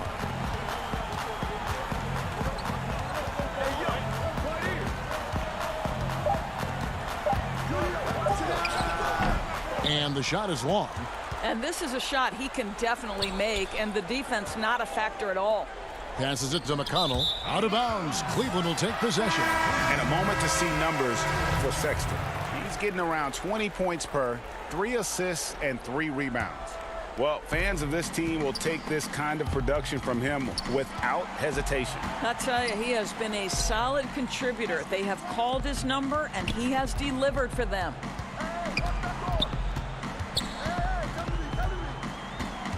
To the middle. And the dunk by Love. Well, nice job by Colin Sexton to find the open man. You want to see court awareness from the young gun. Here's Turner, and Turner throws it down. Now flying high and throwing it down with the one hand. One of his favorite moves right there, guys. Now here's Love. 17 points for him last game against Chicago. Well, in addition to the scoring, he found ways to initiate contact from the defense and get himself to the line. The defense clearly frustrated trying to get a way to stop him. Sumner passes to Turner. Pass to Sexton. And for those of you just joining us, we're in the second quarter with about 3 minutes gone by. Osman kicks to Sexton. They get it back. And they've got a big lead, not just on the scoreboard, but really in the rebounding numbers as well. And Brogdon's got the ball here for the Pacers. And they're off to Philadelphia after this game as they'll take on the 76ers. That'll be the second of this two-game road trip. As you and I were just talking about this, as more and more players are going public with their trade requests, do you think that's had a negative impact on the game? Well, Kevin, I certainly think it makes long-term planning for NBA franchises a lot more difficult because contractually we are not seeing them hold true to the particular organization they may have signed that contract with. The reality is this in today's NBA. You've got to be nimble as an organization, and you have got to be attractive to them. And I mean that with great ownership, great leadership, and who are the players currently in your system. You have got to be incredibly nimble to be successful in today's NBA. I think you're right on. Taken away by Holiday. And here we go. Fast break. Turner's got it. From 11 feet away, Love grabs the board. Love's got 4 rebounds now tonight. And a wide open look for Porter. Buries it from three-point range. Porter's got 5. Well, he showed right there. This guy capable of making shots, especially if you leave him that wide open. The shot by Turner no good. Let's give some credit to the defense for how they're guarding this guy right now because they're refusing to let him get comfortable. Yeah, they're rolling right now. That lead continues to grow.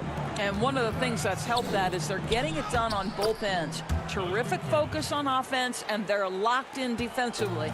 And they've done well at taking advantage of some late defensive rotations and getting the ball in the paint. Love dishes to Garland from deep three-point range. The Pacers pull it in. 2-second difference between shot clock and game clock. Holiday. Good D from Love. They've shown some strength in the paint today. Their work on the boards has been impressive. And that one's good. Osman. 12 seconds left in the second quarter. The pass to Turner.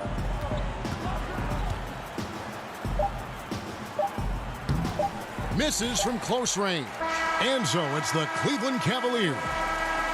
Thanks, David. And we'll be back shortly following halftime to get the third quarter underway. And now, the 2K Sports Halftime Show.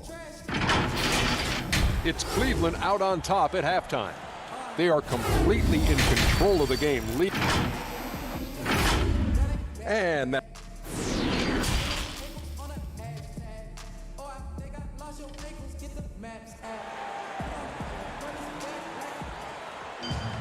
And after a very lopsided first half, we'll see if things play out a little more evenly here in the second. Kevin Love really has his fingerprints all over this one. In those first 2 quarters, he was pretty much an automatic bucket getter if he got it down low on the block. Well, you can see why they would continue to play through him. He was tough to stop, super assertive down low, just great work. All fueled up and ready to go. Let's reset the lineups courtesy of Gatorade for the second half of basketball. So on the floor for Cleveland, Garland and Sexton man the backcourt. Ashman and Love are the forwards. And it's Drummond in at the pivot spot manning the middle. Here's Garland after the made shot from Victor Oladipo. Pass to Osman. Now Garland. Offensive rebound. Here's Drummond. Fires for 3. Pass to Garland for 3. Good D by Brogdon.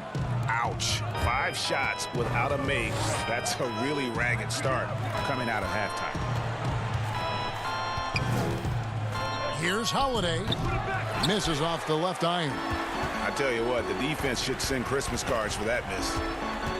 Obviously, times have been quite tough lately, but you have to think back to Cleveland's first and only title in 2016. LeBron's second season back in the city, and boy, did he deliver on his promise. And Indiana shooting just 33%, struggling to get good looks. Turner, and there's the call by the official. They'll come. And here we go, coach's challenge on that goaltending call. Now, the coach didn't think the call was correct. And with this type of goaltending review process, one thing to keep in mind is that the rule states, quote, in order to overturn the event as called on the floor, there must be clear and conclusive visual evidence that the call was incorrect. And so, Greg, if via replay there is any level of ambiguity, it makes sense that the original ruling would stay. But in that event, the coach has used up his one and only coach's challenge for the game. So, as you can tell, a lot riding on when you choose to use it. And so the decision is in. NBA Replay Center has ruled, guys. The call stands on the goaltend. And maybe the only downside is that you use up your one coach's challenge for the game. So if anything happens beyond this point, you might wish you had that back. Smart not to take any chances and give it another look on the replay. That's such a valuable safety net for the officials to have. Now Holiday, after Colin Sexton's three-pointer that didn't go. That's a surprise. I mean, really out of character for him to miss when the defense is not right up on it. Well, incredible speed in transition for Larry Nance Jr. Wow. So it's the Pacers now. The Cavaliers making the shot. And Thompson sends it back. Here's Nance. Off the mark there with the three-point shot. And so Holiday will bring it up for Indiana. Three-pointer on the way. Controls the rebound and puts it back up and in. And they're beginning to just flat out fall apart defensively right now, especially on the interior. Garland kicks to Thompson. And the Cavaliers get another bucket right there. Well, you know that Thompson's feeling it when he's pulling up immediately after catching the pass. Here's Sumner. And not a good shot for him. They can get better looks than that. Well, they're really making a point of keeping the ball moving around. That's the key. The D can't focus on one player, and no matter what anybody tells you, that ball will always move quicker than the defender. It's good. They are just killing them on the interior. The Cavaliers leading by 22. Down low, here's Nance, and Nance slams it in. And that's Nance Jr.'s go-to move. This guy doesn't mess around when he gets that kind of position. Holiday, the pass to Sumner. Fader on the way. Bitadze can't hit. Cavaliers shooting at 51%.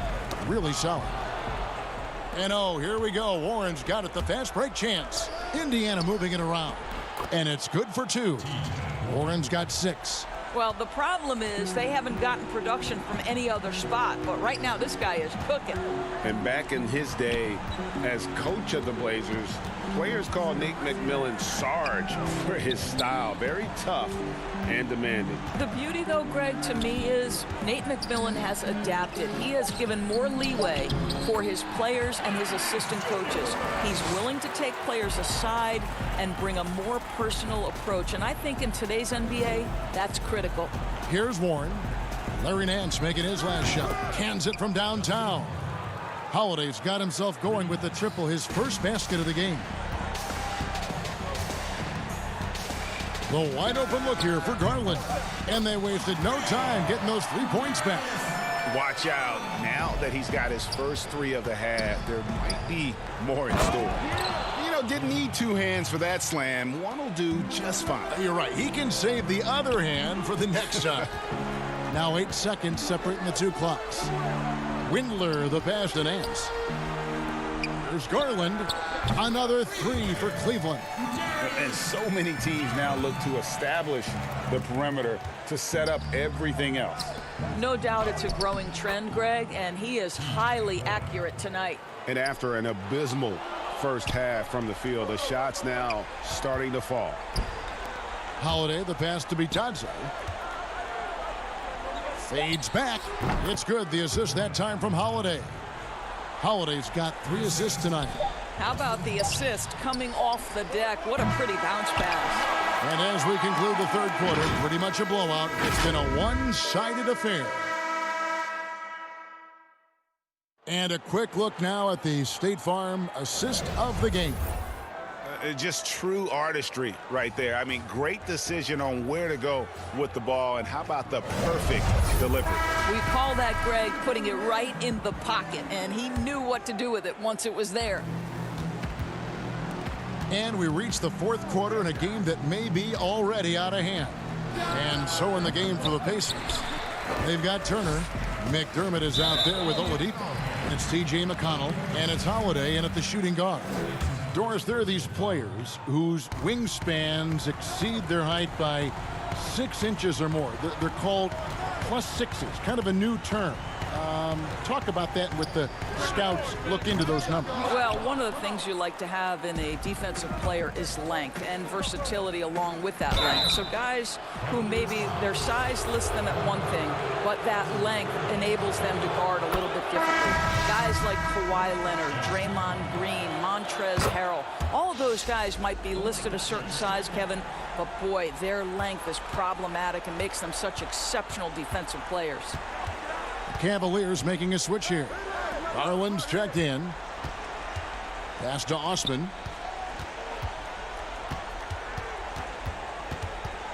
He kicks it to Garland. 6 to shoot. Oladipo with the double team. And it's Osman missing. Pacers trail by 19. And there's Oladipo on the assist by McConnell. A tremendous job by Victor Oladipo. You don't think of guards being prolific in the interior, but Mr. Oladipo is. And that's definitely a shot that he has in his arsenal. Cleveland's gotten off to an 0 for 2 start from downtown here in the fourth quarter. Turner with the steal. And here's the fast break. Oladipo leading the way. The offensive rebound. McDermott kicks to Turner. Holiday, the pass to Turner. Over Love. Indiana needs to get a shot off. Here's McDermott, the putback, and Turner stays with it. They're scoring boatloads of buckets. It's raining buckets from inside. Feeds to Love. Stolen by Holiday. McDermott with it, now guarded by Porter. McDermott dishes to Turner. Lays it up and in off the pretty assist. Turner's got 4 points now in the quarter. You can see how comfortable Miles Turner is on the interior. He knows he has the size and length to dominate. Garland, the pass to Drummond. Here's Love. It's deflected. Fast break. Here comes Indiana. Here's Holiday. Had a chance there to cut it to single digits, but it's off target.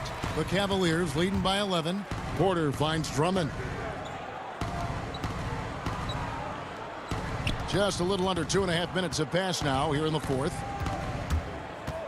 Garland, the pass to Drummond. And the bucket is good. 3-point play chance here for him. And with that basket, he's able to end a 10-0 run by Indiana. And the Cavaliers making a change here. Sexton's checked in. The Pacers also changing it up. Warren's checked in for Doug McDermott. And Malcolm Brogdon subbed in for T.J. McConnell. The Cavaliers have gone 1 of 4 since the end of the third quarter. Here's Osman. Knocked loose. Love the pass to Osman. Holiday brings the double team. Out of bounds. Indiana takes possession.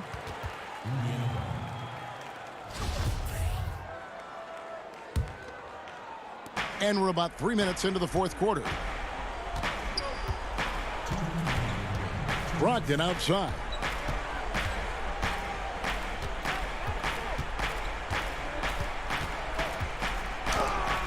And it's sent back by Drummond. And the ball goes out of bounds. As touched by Drummond.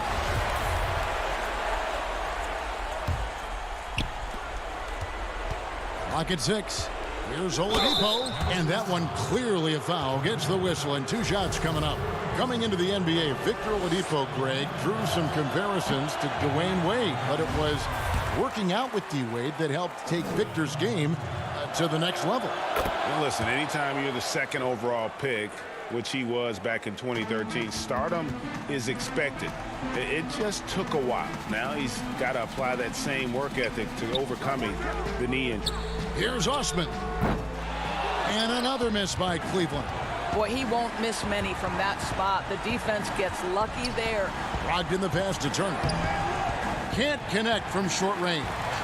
And it's Drummond with the ball. He'll bring it up for the Cavaliers. 13-point lead.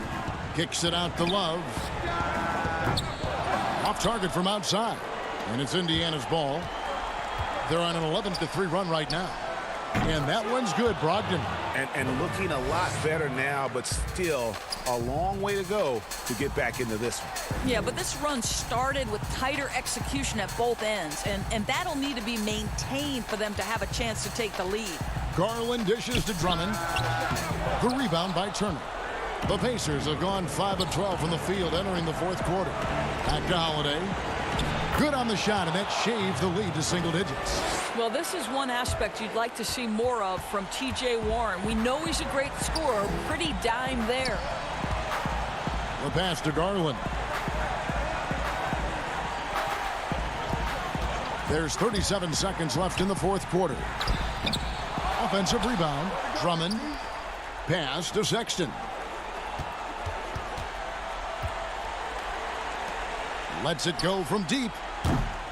The rebound by Turner. Not enough ticks left on the clock to save them tonight. I'll tell you, Greg, it's never an easy point in the game, knowing whatever you do, you're still coming away with the L. Osman kicks to Garland. Here's Love, and that one's on target from the wing. And you can sense that these fans, these players, they are ready to celebrate. Well, for all intents and purposes, this game is over. Just a matter of time here. Thank you, David. Great interview once again. And that about wraps it up.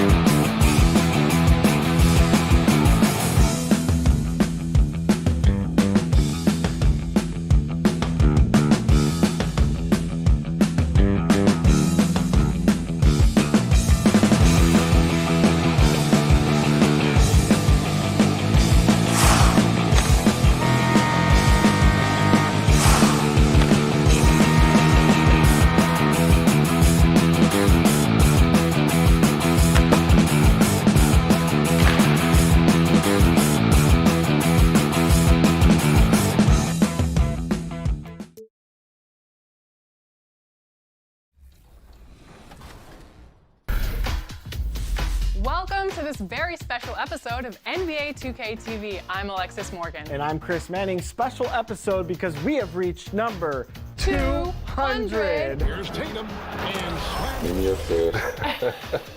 You play 2K. All the time. You act. Yeah. Oh, yeah. And now you have an And a lot of style coming off the Cavaliers buzz earlier on. Now we have a moment to look at how the blocks have been stacking up over the past several months for Drummond. But we're just not seeing that same fierceness out of him defensively these last few months. He's lost a little bit of that intimidation factor. He's not blocking as many shots, and he's not making the same impact on that end of the floor. Look at Cleveland's starting group. Sexton and Osman on the perimeter. Andre Drummond is out there with Kevin Love. And it's Garland in at the point. And for the Bulls, Markkanen and Carter are up front. White and Levine team up in the backcourt. And it's Porter in at the small forward. Now here is Carter. Steve, we know it's a long season for the players, but talk about the coaches. Kevin, you've seen it. Those coaches that are on a hot seat, they have those bags under their eyes, no sleep. Those coaches that have a long contract and they're winning, they're pretty good. And I think the coaches that sleep well is the coaches that have teams that they know they kind of run themselves. Here's Sexton. Last game, 26 points.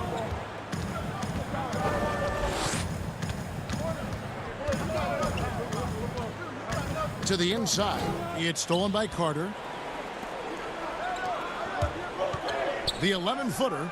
That's good from Porter on the assist by Levine.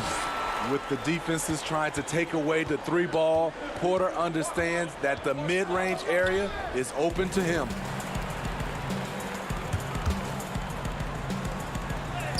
And he makes good on the layup. He was able to simply lay it in over the top of the smaller man. Garland kicks to Drummond. It's stolen by Carter. And here we go. The Bulls fast break. Levine passes to Porter. Here's Markkanen. Gets a hand on it. Great positioning on the putback. Right there, Carter using his instincts and motor to track down the miss and convert into second chance points. Now here's Sexton. And he can certainly fill it up when they need him to. He's averaging almost 21 points a game. He feeds it to Drummond. Back to Sexton. Over Levine. Sexton's shot is good. You know, you got to respect Sexton's scoring ability. The closer he gets inside, the more effective he is. Outside, White. The dish to Levine.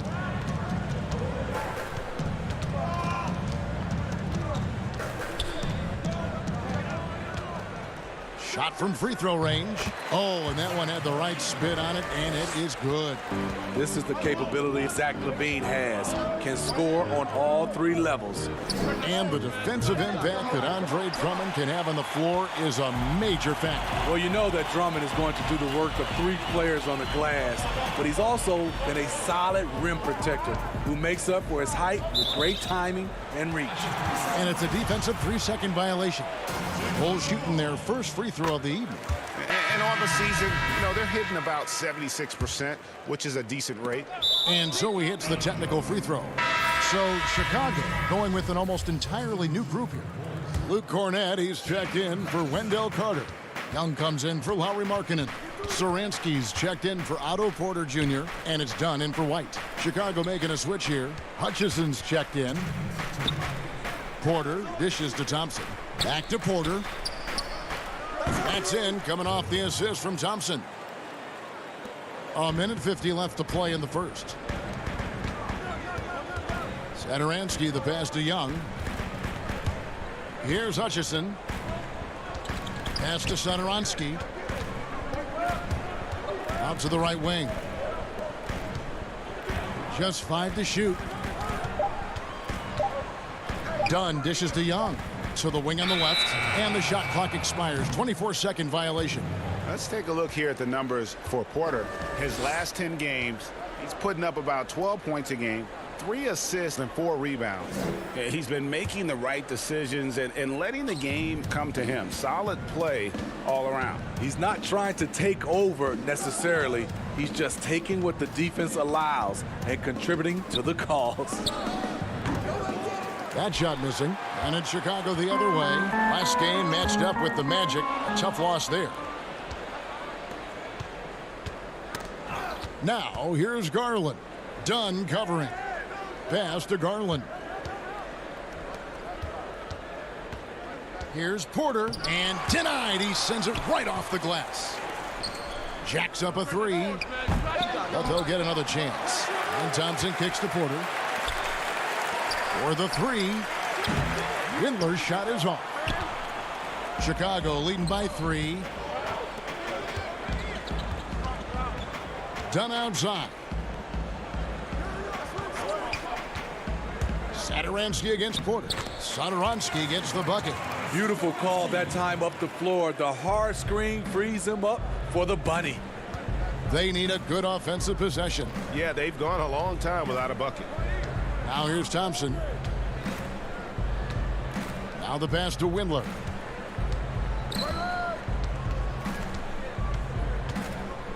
Back to Thompson. Kicks it to Nance. Cleveland moving the ball around. They get it back. And that'll be 2 free throws coming up. Officials on the call with the foul. Quietly becoming more dangerous on the offensive end. Thompson draws contact. That free throw, no good.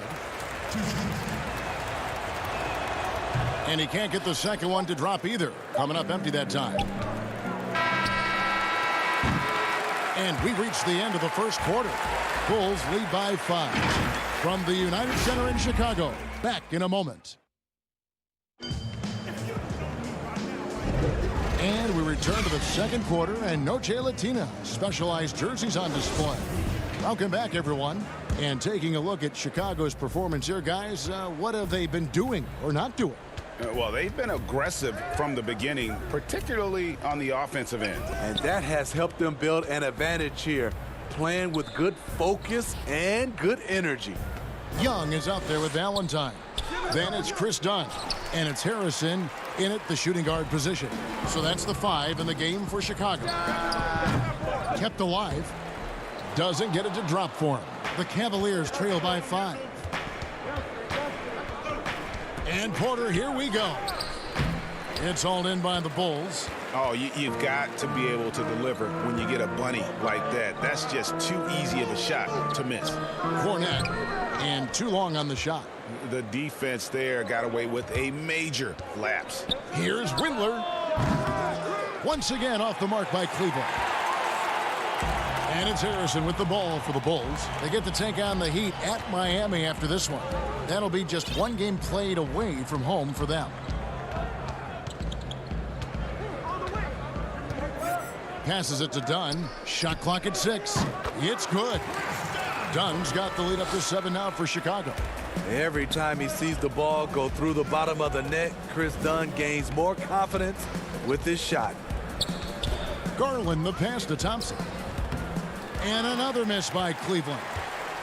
Bulls have gotten only 1 of their first 4 shots in the second quarter to drop. Here's Young. And foul on the shot. He'll shoot 2 at the free throw line. That one on Nance.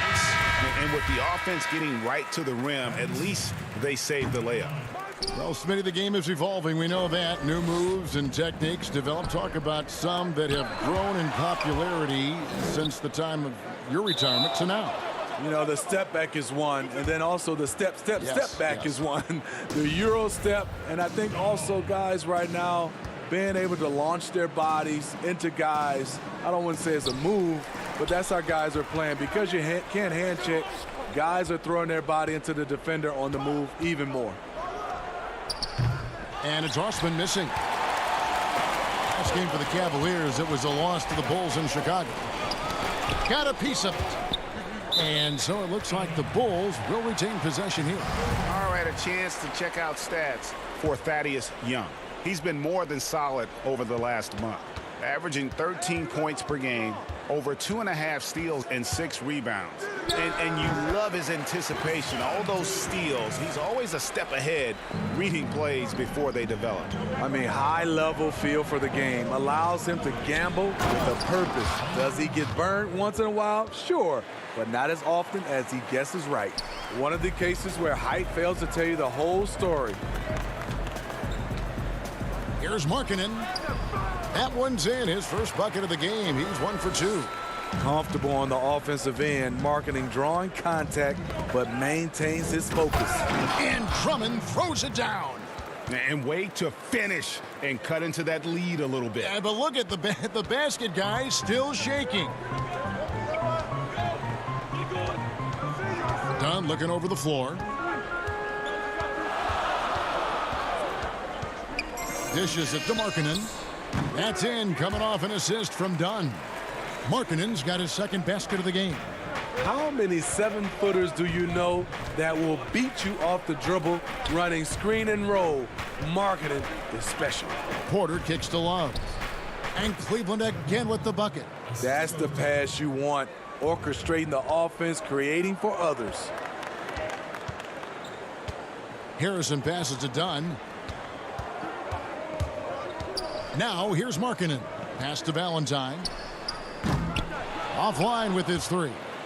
Okay, that's frustrating. You work hard to get these open looks. You know he liked that one back. Love the pass to Porter. Now here's Sexton. Dunn covering. No one near Drummond as he lets it go.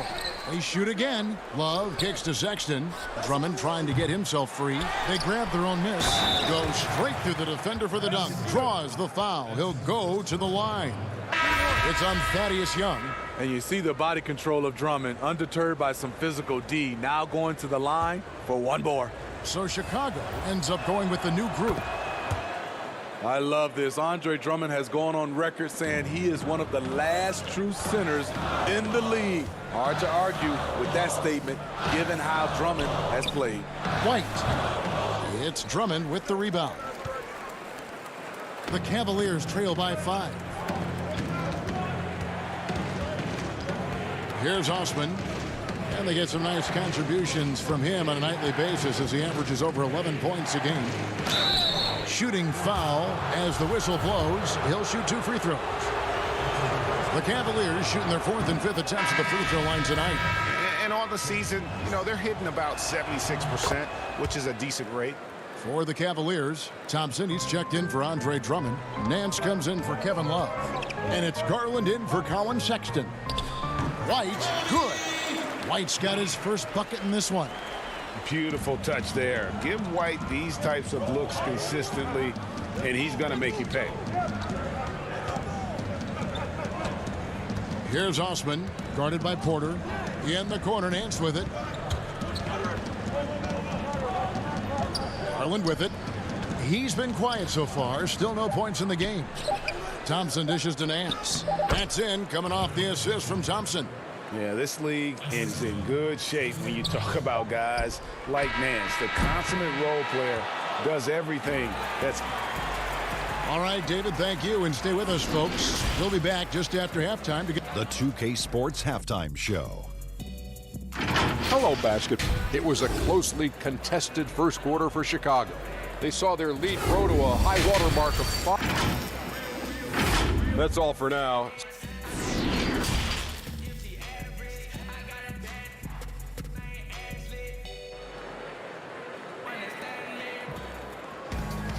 And after a fairly even first couple of quarters, the second half could turn out to be a great one as both teams try to gain an edge.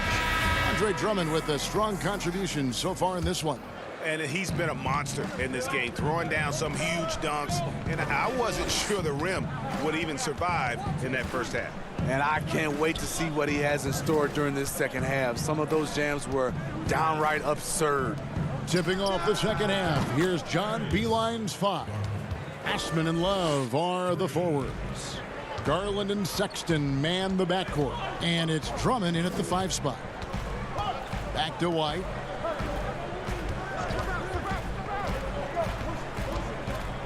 And it's sent back by Drummond. Andre Drummond with the wingspan of 7'6". It's going to be hard to get it over him. One sign of a great playmaker, hitting his man in stride. And so it's Porter bringing it up now for Chicago. Trailing by 2. Outside, Levine. Markkanen kicks to Levine.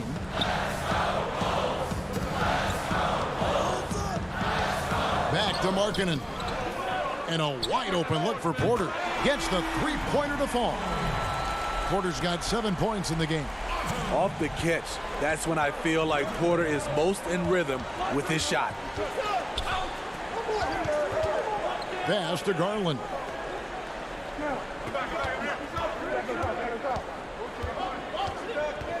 Stolen by Levine. Right side, Porter. It's tipped.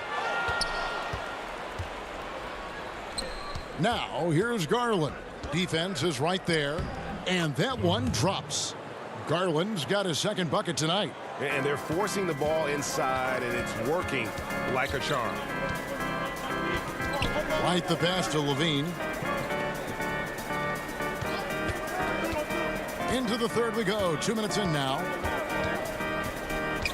On the wing, Porter. 6 to shoot. And White kicks to Markkanen. And the 3 off target. Cavaliers leading. And there's no doubt that this team views Lauri Markkanen as a big part of their future.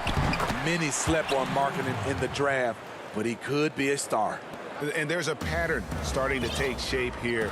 They're working it inside and getting good shots from close range. Carter outside. And Darius Garland picks up the foul. That's his first foul. Chicago making a switch here. Satoransky's checked in. And a switch here also for Cleveland. Porter's checked in for Jetty Osman. Satoransky looking around. Levine. And misses it off the right side of the rim. As you said, Smitty, Markkanen has the potential to be an all-star someday. He's not quite there yet, Kevin. Not by any means. Needs to take a jump forward and go from being a shooter to an all-around scorer. And all second half, they haven't gotten stops with any consistency.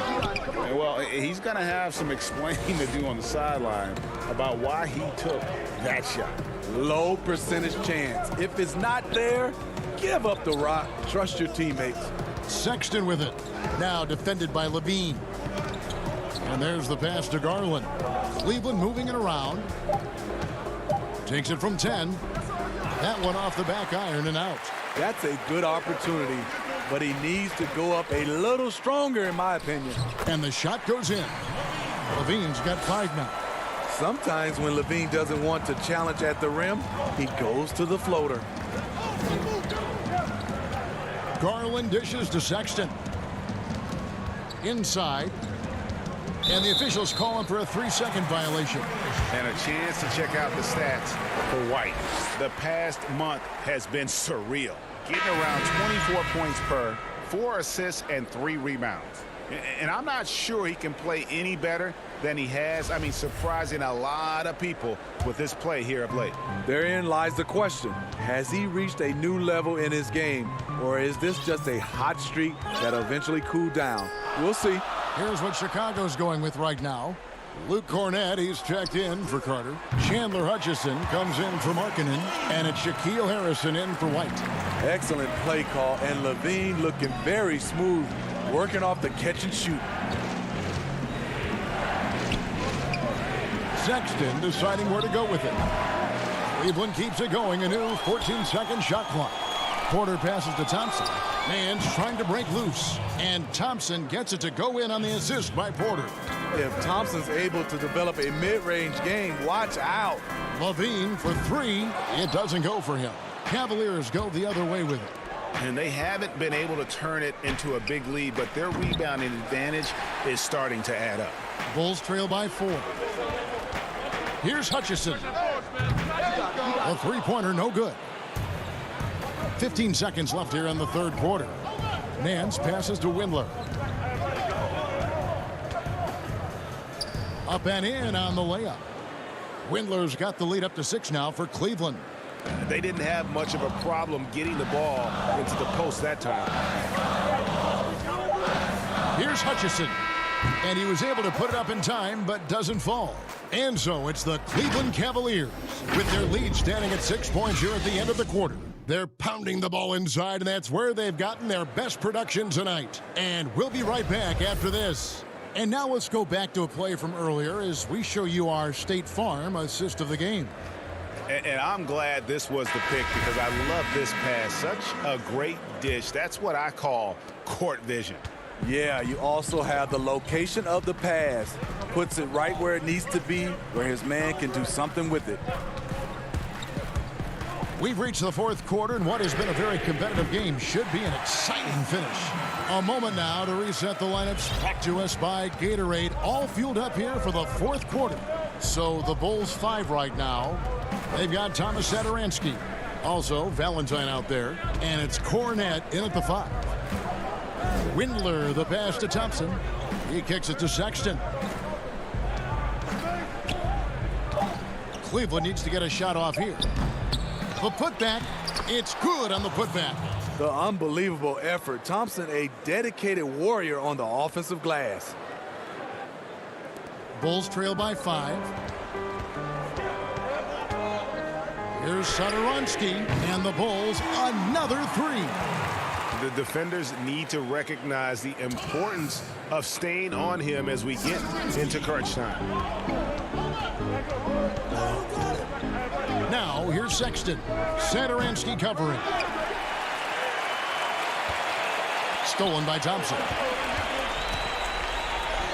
The shot's good. And the Cavaliers lead by 4. Not everything fell for them in that first half, and now it looks like they're beginning to hit their stride. Stolen by Thompson. And here they come. Nance dishes to Thompson. Porter against Young. Porter kicks to Sexton. Porter passes to Sexton. Down to 5 on the shot clock. Thompson for the triple. No good that time. And Chicago will go the other way with the ball. Passes to Cornette. It's rebounded by Cleveland. Pass to Windler. Out to Nance.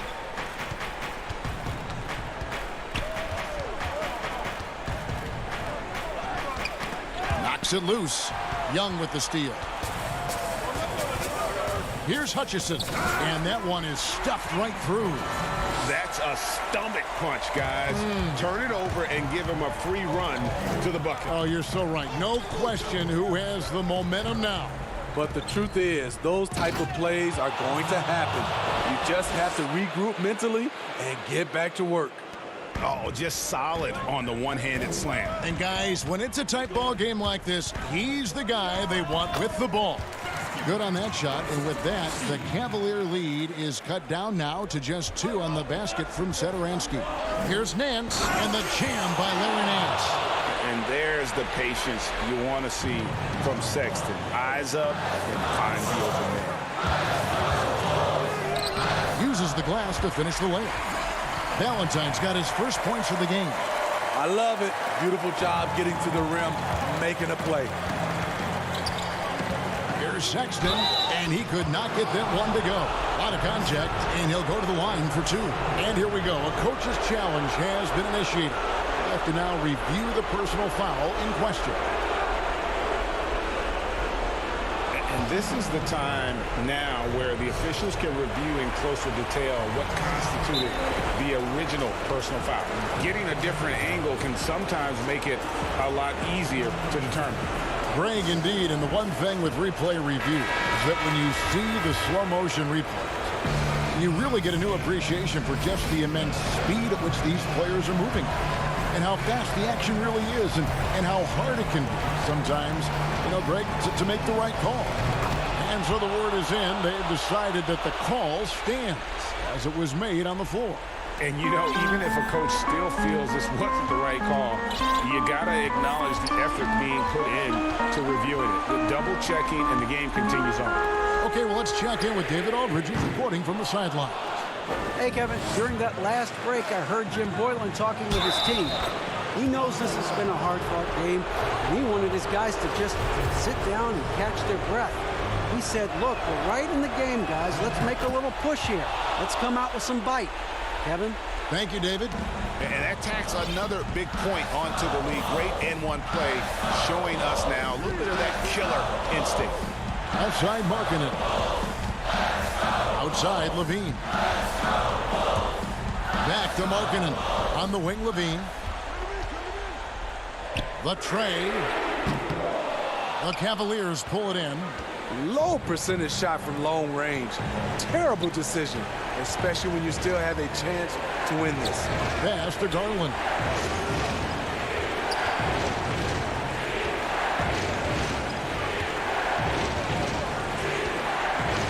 Fires the three. And it's going to be out of bounds. The Bulls will take it.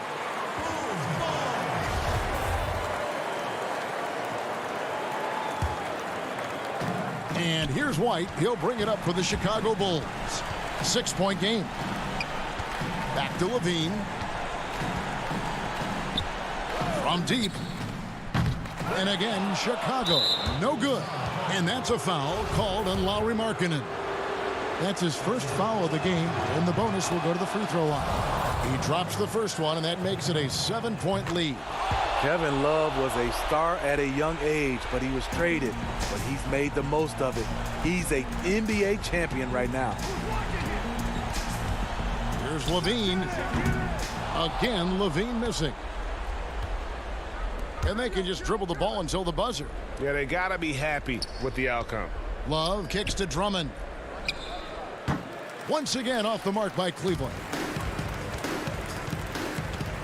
Puts up a three. Markkanen dishes to Levine from deep. Knocks down the trifecta. Beautiful find by Levine there. Takes his time to survey the floor. And so it's Cleveland winning this one. A narrow win under difficult circumstances. David, thank you as always. And that'll do it, folks. For Steve Smith.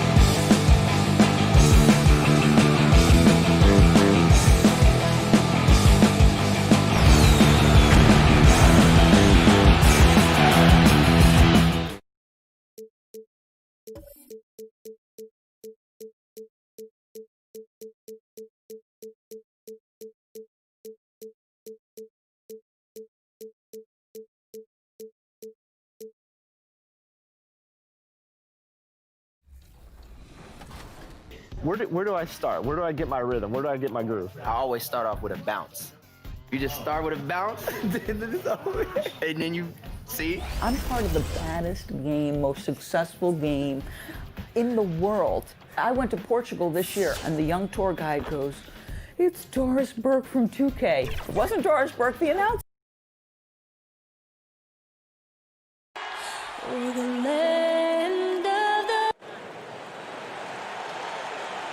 Welcome to the weekend, everybody. We're going to break in the action now. Let's take a look at the East and how the teams are stacking up. You look at Indiana. They've done well enough to be in 5th place in the conference so far. And, of course, the Chicago Bulls. Quite a few spots down the ladder right now. And seeing where Indiana is, this hasn't been the breakout season that many were predicting, but they're still very much in the hunt for a high postseason seed. And that will keep them focused here during the season's final stages. Yeah, they'll be there in the playoffs. I'm sure of that. It's just a matter of how high they'll concede. Now let's take a look at the Bulls' opening lineup. Markkanen and Carter are up front. White and Levine team up in the backcourt. And it's Porter in at the small forward position. And for Indiana, Warren and Turner at the 4 and 5. Then there's Oladipo. Then there's Malcolm Brogdon. And it's Holiday in at the 2 spot. Now here is Carter. Chalk up 2 there. Oh, he's just such a terrific offensive rebounder. I mean, Carter Jr. excels at using his big body to his advantage on the glass. Brogdon outside. He kicks it to Warren. Turner trying to free himself up. And Warren the bucket on the assist from Brogdon. Big conference rivalry tonight, Chris. Think back to some of your legendary bouts between, say, your Sacramento team and the LA Lakers. Oh, man, my ears are ringing right now. I got the cowbells ringing in my ears just from you saying that. But pretty exciting, wasn't it? Yeah, oh, man, it was awesome. But it's not just another game. Your pride is involved. And it's about your standings in the conference. And also, it's about fan bragging rights. So for us, you know, it was like the Battle of California. We wanted people in Sacramento to be able to walk around in LA and say, hey, we're the best right now. There's White after the made shot from Victor Oladipo. Fires from the line. It's hauled in by Warren. For Indiana, they've gotten their first 3 shots to go in for it to start off this game. Oladipo goes in. Really crisp, intelligent passing to make that basket possible. Well, Chicago's gone 0 of 2 from deep here. Here's White. And some very quick points for him on that possession. And unpredictability, really one of White's strongest traits, including when pulling up on a dime. Nice. And here's Brogdon from the arc. It's hauled in by the Bulls. Now their first miss after a perfect 4-for-4 start. Still, I really like the game plan they've come out with. Carter against Turner. Carter, the pass to Levine. There's the 3. That's in there. Carter with the assist. Oh, easy look provided by Carter Jr. Always helps when your bigs can move the rock. To the paint. The kick out to Oladipo. Back to Turner. Over Carter. Nice move. And Turner with the lay-in. And once he got to the 10, I think he was surprised to find himself that wide open. Yeah, very little resistance. I mean, you had to bring much faster help than that. Now here is Carter. 17 points for him last game against Orlando. And don't leave out his rebounder, Kevin. I mean, he had a big impact in that game with all his effort on the glass. Well, you look at guys like Otto Porter, Greg. He just brings so much with his consistent outside jumper. And guys, he's shot threes at a tremendous clip the last few seasons. I mean, really for his whole career. Sometimes can be a bit passive, so you just make sure he's involved in looking for his shot. Now here's Turner. He's coming off a 16-point game against Boston. And he was terrific in that game defensively as well, blocking 4 shots on the night. Here is Carter. And that one goes out of bounds. Last touch by Oladipo. And let's check out a breakdown looking at some data for White. He's been on a tremendous roll since the All-Star break, getting around 24 points per, 4 assists, and 3 rebounds. And I'm not sure he can play any better than he has. I mean, surprising a lot of people with this play here of late. Absolutely. And now the question is, can he build from this? Or will he regress back to the mean? You know, we'll see. Here's Hutchison. Hammers it home to polish off the break. What unselfishness from the young guard, Dunn. He's making more of an effort to distribute the ball. Here's Bitadze. Makes it off the glass. And really, it's been a major aspect of their offense in the early stages here. Their success working the ball inside and getting points from close range. Satoransky. And a miss there on the triple. For Indiana, they've gotten 6 of 7 shots to fall in the first quarter. They're off and running. Some nice passing here by Indiana, so they take the lead. Just no resistance on the inside. That's their 5th consecutive make in the paint. Pass to Hutchison. And Satoransky kicks to Dunn. We've got 22 seconds left in the first quarter. And too much time in the lane. They get called for the 3-second violation. The Pacers making a change here. Sampson's checked in. And they have certainly been looking locked in offensively. They sure have. Staying aggressive and playing under control. A terrific athlete. I love seeing how they go for the powerful finish when he's got the position. Dunn passes to Cornette. To the left side wing. Here's Satoransky, and the last shot at the buzzer doesn't go in for him.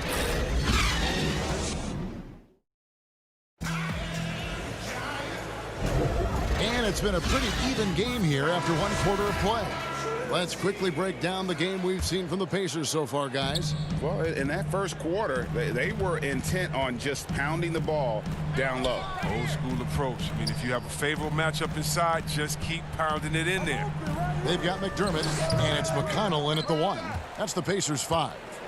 With the D playing soft off him, he might have been better off taking it to the hoop instead of settling for the jumper. Here's Valentine. And Young kicks to Valentine. Paxton coming off the assist from Young. Valentine's got the opening basket here in the second quarter for Chicago. McConnell passes to McDermott. Here's Sampson. Off to a good start as he hits his first shot attempt. That's the 10th straight point they've given up in the paint. Chicago trailing here. And when you watch the Bulls play, Chris, they just seem to lack an organizational direction. Yeah, you're right. I mean, the team committed to Boylan to shape their youth. They don't seem to be interested in playing up-tempo or following any NBA trend. The distrust between players in the front office is not helping their recruiting of free agents. A lot going wrong there. Edmund Sumner's checked in for T.J. McConnell. And the Bulls making a change also. Shaquille Harrison, he's checked in for Dunn. McDermott finds Holiday. Here's Sampson. Ejected by Young. Here's Cornette. Still getting warmed up offensively. No scoring yet from him. Back to McDermott. Well-timed pass, and he goes straight to the bucket for the layup. McDermott's got the lead up to 4 now for Indiana. Here's Young. Back to Valentine. Passes it to Harrison.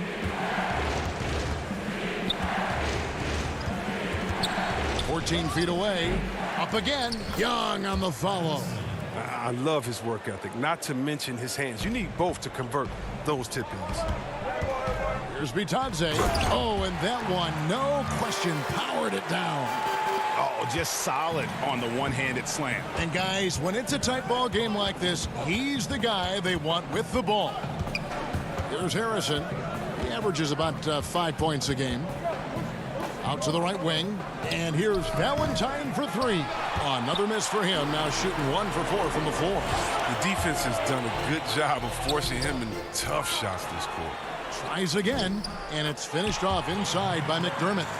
And the Pacers lead by 6. Toughness and energy on the boards. An easy putback to show forth. Harrison. They get it again. He hangs in there and cashes in on the second chance points. And folks, he did not luck into that one. He knew just where he wanted to be to grab that backboard. And the pass to Bitadze. Here's Sumner. Satoransky grabs the miss. Bulls trail by 4. Valentine wide open. He fires, and it's Chicago scoring again. You think about some of the most powerful dunks, Chris, the tomahawk jam reigning supreme. Do you prefer the one-handed or the two-handed jam? Oh. You did both so well. You know what? I prefer a body-to-body dunk on him. Like what Derrick Rose did over Dragic back in the day. Oh, my goodness. Off the two. Or how about Jordan playing against Atlanta when he pump fakes it with one hand like he's going to shoot it, goes down the lane and dunks on Tree Rollins. Just incredible. Or Blake Griffin dunking on anyone. Or Giannis dunking on anyone. Or Embiid dunking on anyone. Or how about LeBron dunking on anyone? So, me, I just want the showmanship. Doesn't matter if it's one hand, two hands, two legs, one leg, 360, or straight body to body. Just give me something. Yeah. Give me something. Like controls the rebound and puts it back up and in. Love the determination he showed there, getting himself into good position under the glass. With the presence of mind to know just where the rebound was going to come down. Well timed. And there's the whistle. 3-second violation. Both teams deciding to change it up. And it's Harrison with the ball for the Chicago Bulls. Their last encounter was in Chicago. And their last time playing this club, foul trouble became a big problem for them. Their starters had to take an early stint on the bench. Yeah, and they can't afford a repeat of that. They need a lot more minutes out of their core group tonight. Well, we've seen that movie a few times, haven't we? An easy bucket in the paint. And White kicks to Levine. Fires from 18. Markkanen. And Markkanen on the follow. Markkanen's got his second bucket of the night. And the rebound battle split evenly thus far. Count it. Warren's got it all tied up now for Indiana. One of the few guys in the league who make a lead pass like that. Oh, just a fantastic look. 3-second difference between shot clock and game clock. Pass to Harrison. Levine with it. One of the most consistent producers in the league. He's averaging around 25.5 points a game. Here's Sumner with 2 seconds left. And he overshot that one, missing. It's a tie game. And now, the 2K Sports Halftime Show. Hey, everybody. Welcome. For the Pacers, the first quarter was pretty even. They never trailed by more than 3 points, and it was neck and neck. And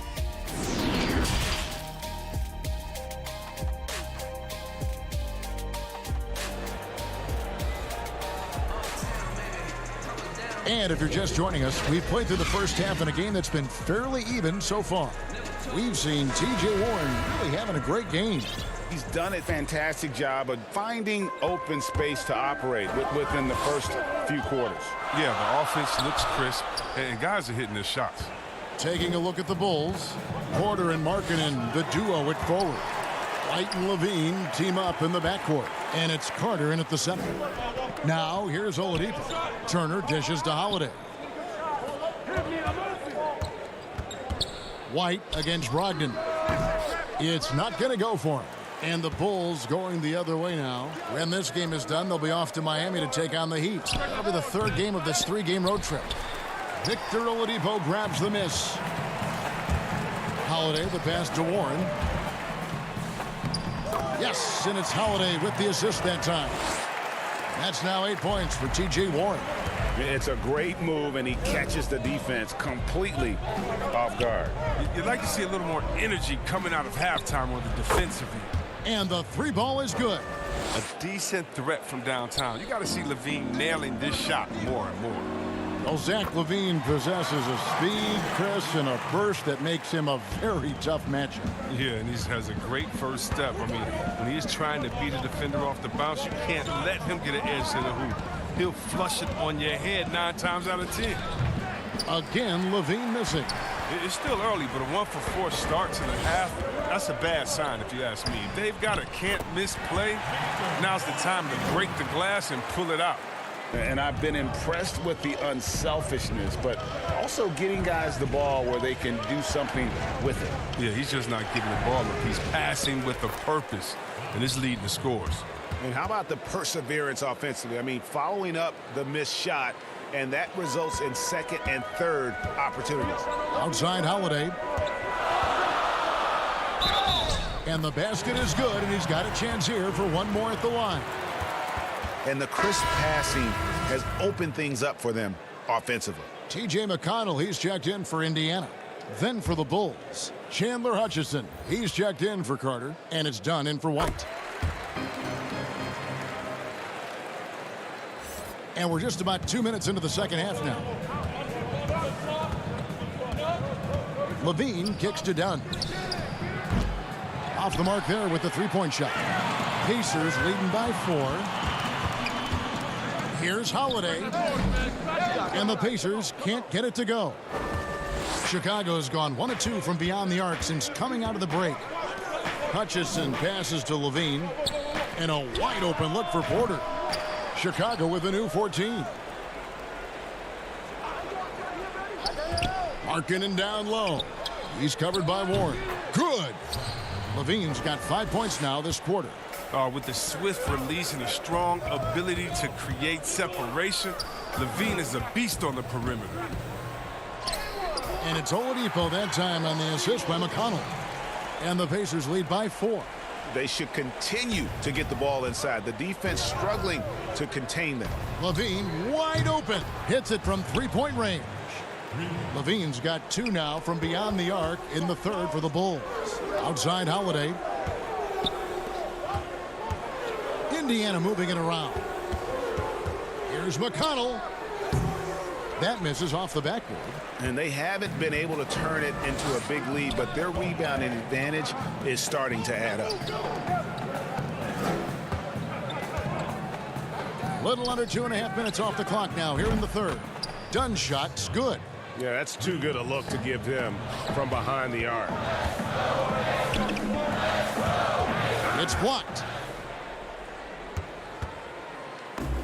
Now Levine. He's got 11. Back to Porter. Kicks to Dunn. Just 5 to shoot. Hutchison passes to Levine. And he's fouled pretty hard on that shot, but he's got the chance to pick up the points at the line. And the stretch big man, Lauri Markkanen, very strong player on offense. Well, I told you, Kevin, it's no secret. I like Markkanen best when he is a bit greedy, searching for a shot. I mean, sometimes I feel he can defer too much, but he has the skills to be a great scoring threat. He is playing aggressive. Catching up on the changes now for Indiana. McDermott's checked in for T.J. Warren. Justin Holiday comes in for Oladipo. And Edmund Sumner's subbed in for Aaron Holiday. The Pacers have made their only other free throw attempt today in an earlier trip to the line. And typically a strength of theirs, 79% on the season. He's a gifted athlete who plays with the real drive. Holiday wants to keep proving he's worthy of more responsibility. Pass to Dunn.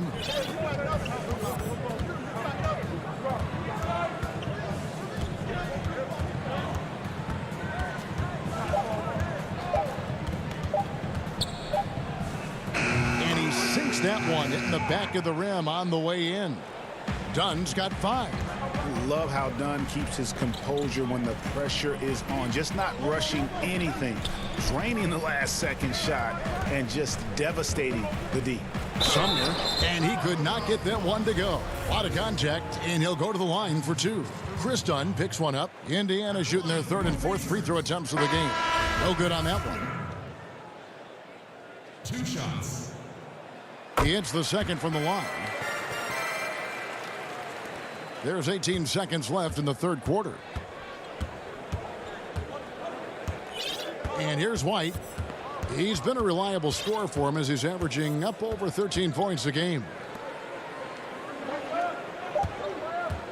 Young, right side. Shoots over McDermott. And that would have counted, but his shot was off the mark this time. And so it's Zach LaVine making things happen for Chicago.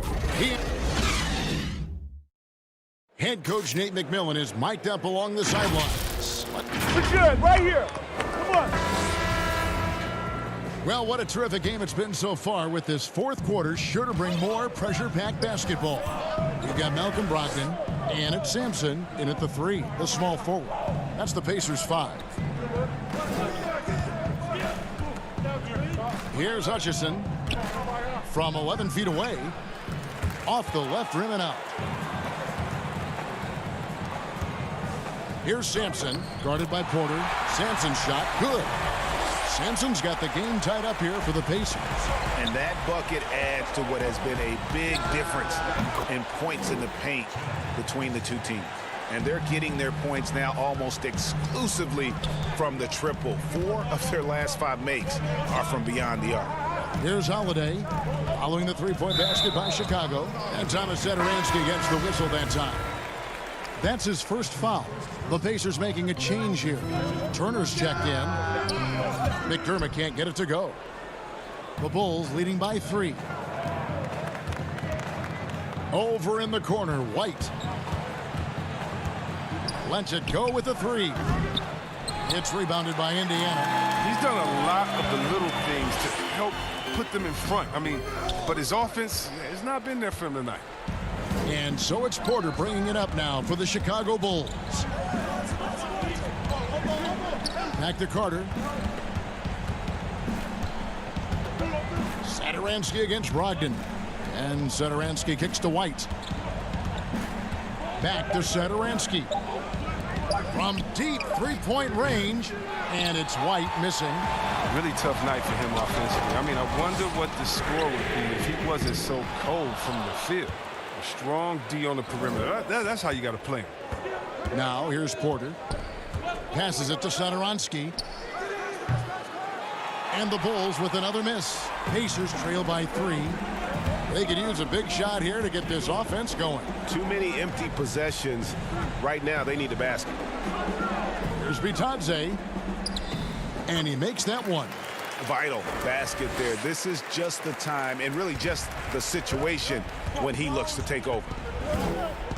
Satoransky, the pass to Porter. Outside, White.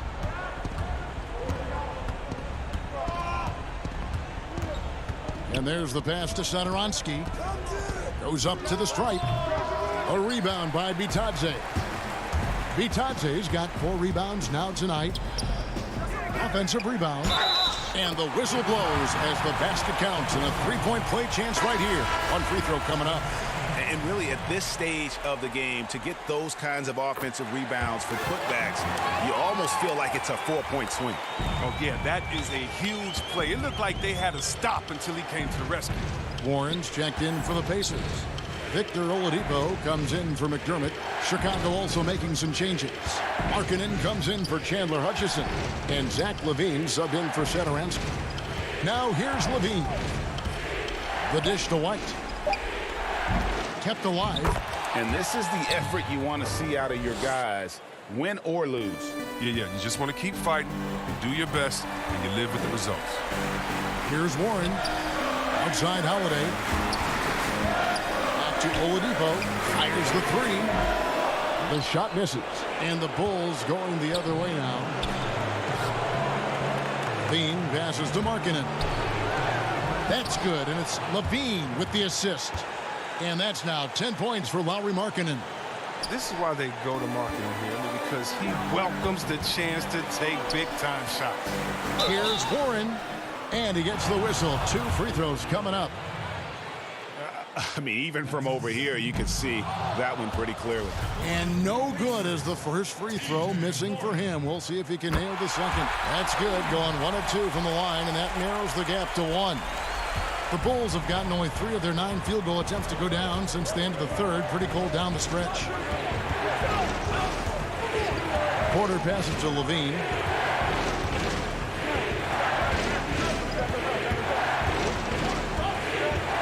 Out to White. Clock at 4. Chicago needs to get off a shot here. Right at the free throw line. And it's LaVine that time on the assist by Carter. LaVine's got 10 points in just the second half. Warren, the pass to Turner. Down low. Oh, that's blocked. Well, a step in the right direction. Markkanen must continue to make these kinds of efforts on defense. Oladipo against LaVine. Outside, White. Oladipo with the double team. White the pass to Carter. He's looking for LaVine and finds him. Count it! oozing with confidence right now. You got to love seeing Levine capitalize in the clutch. No room for them to make a mistake here. You got to almost play perfect from here on out. Oladipo misses.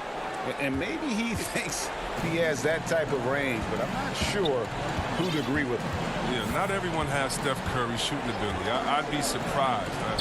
I'd be hurt if he tries another one like that again. Al Levine, after Victor Oladipo missed from long range. And it's White missing. Now the Pacers moving it up. Here's Holiday. And the Pacers can't get it to go. So the Bulls win it. A truly gutsy performance away from home. You know, it really was. And Kevin, when this one was hanging in the balance,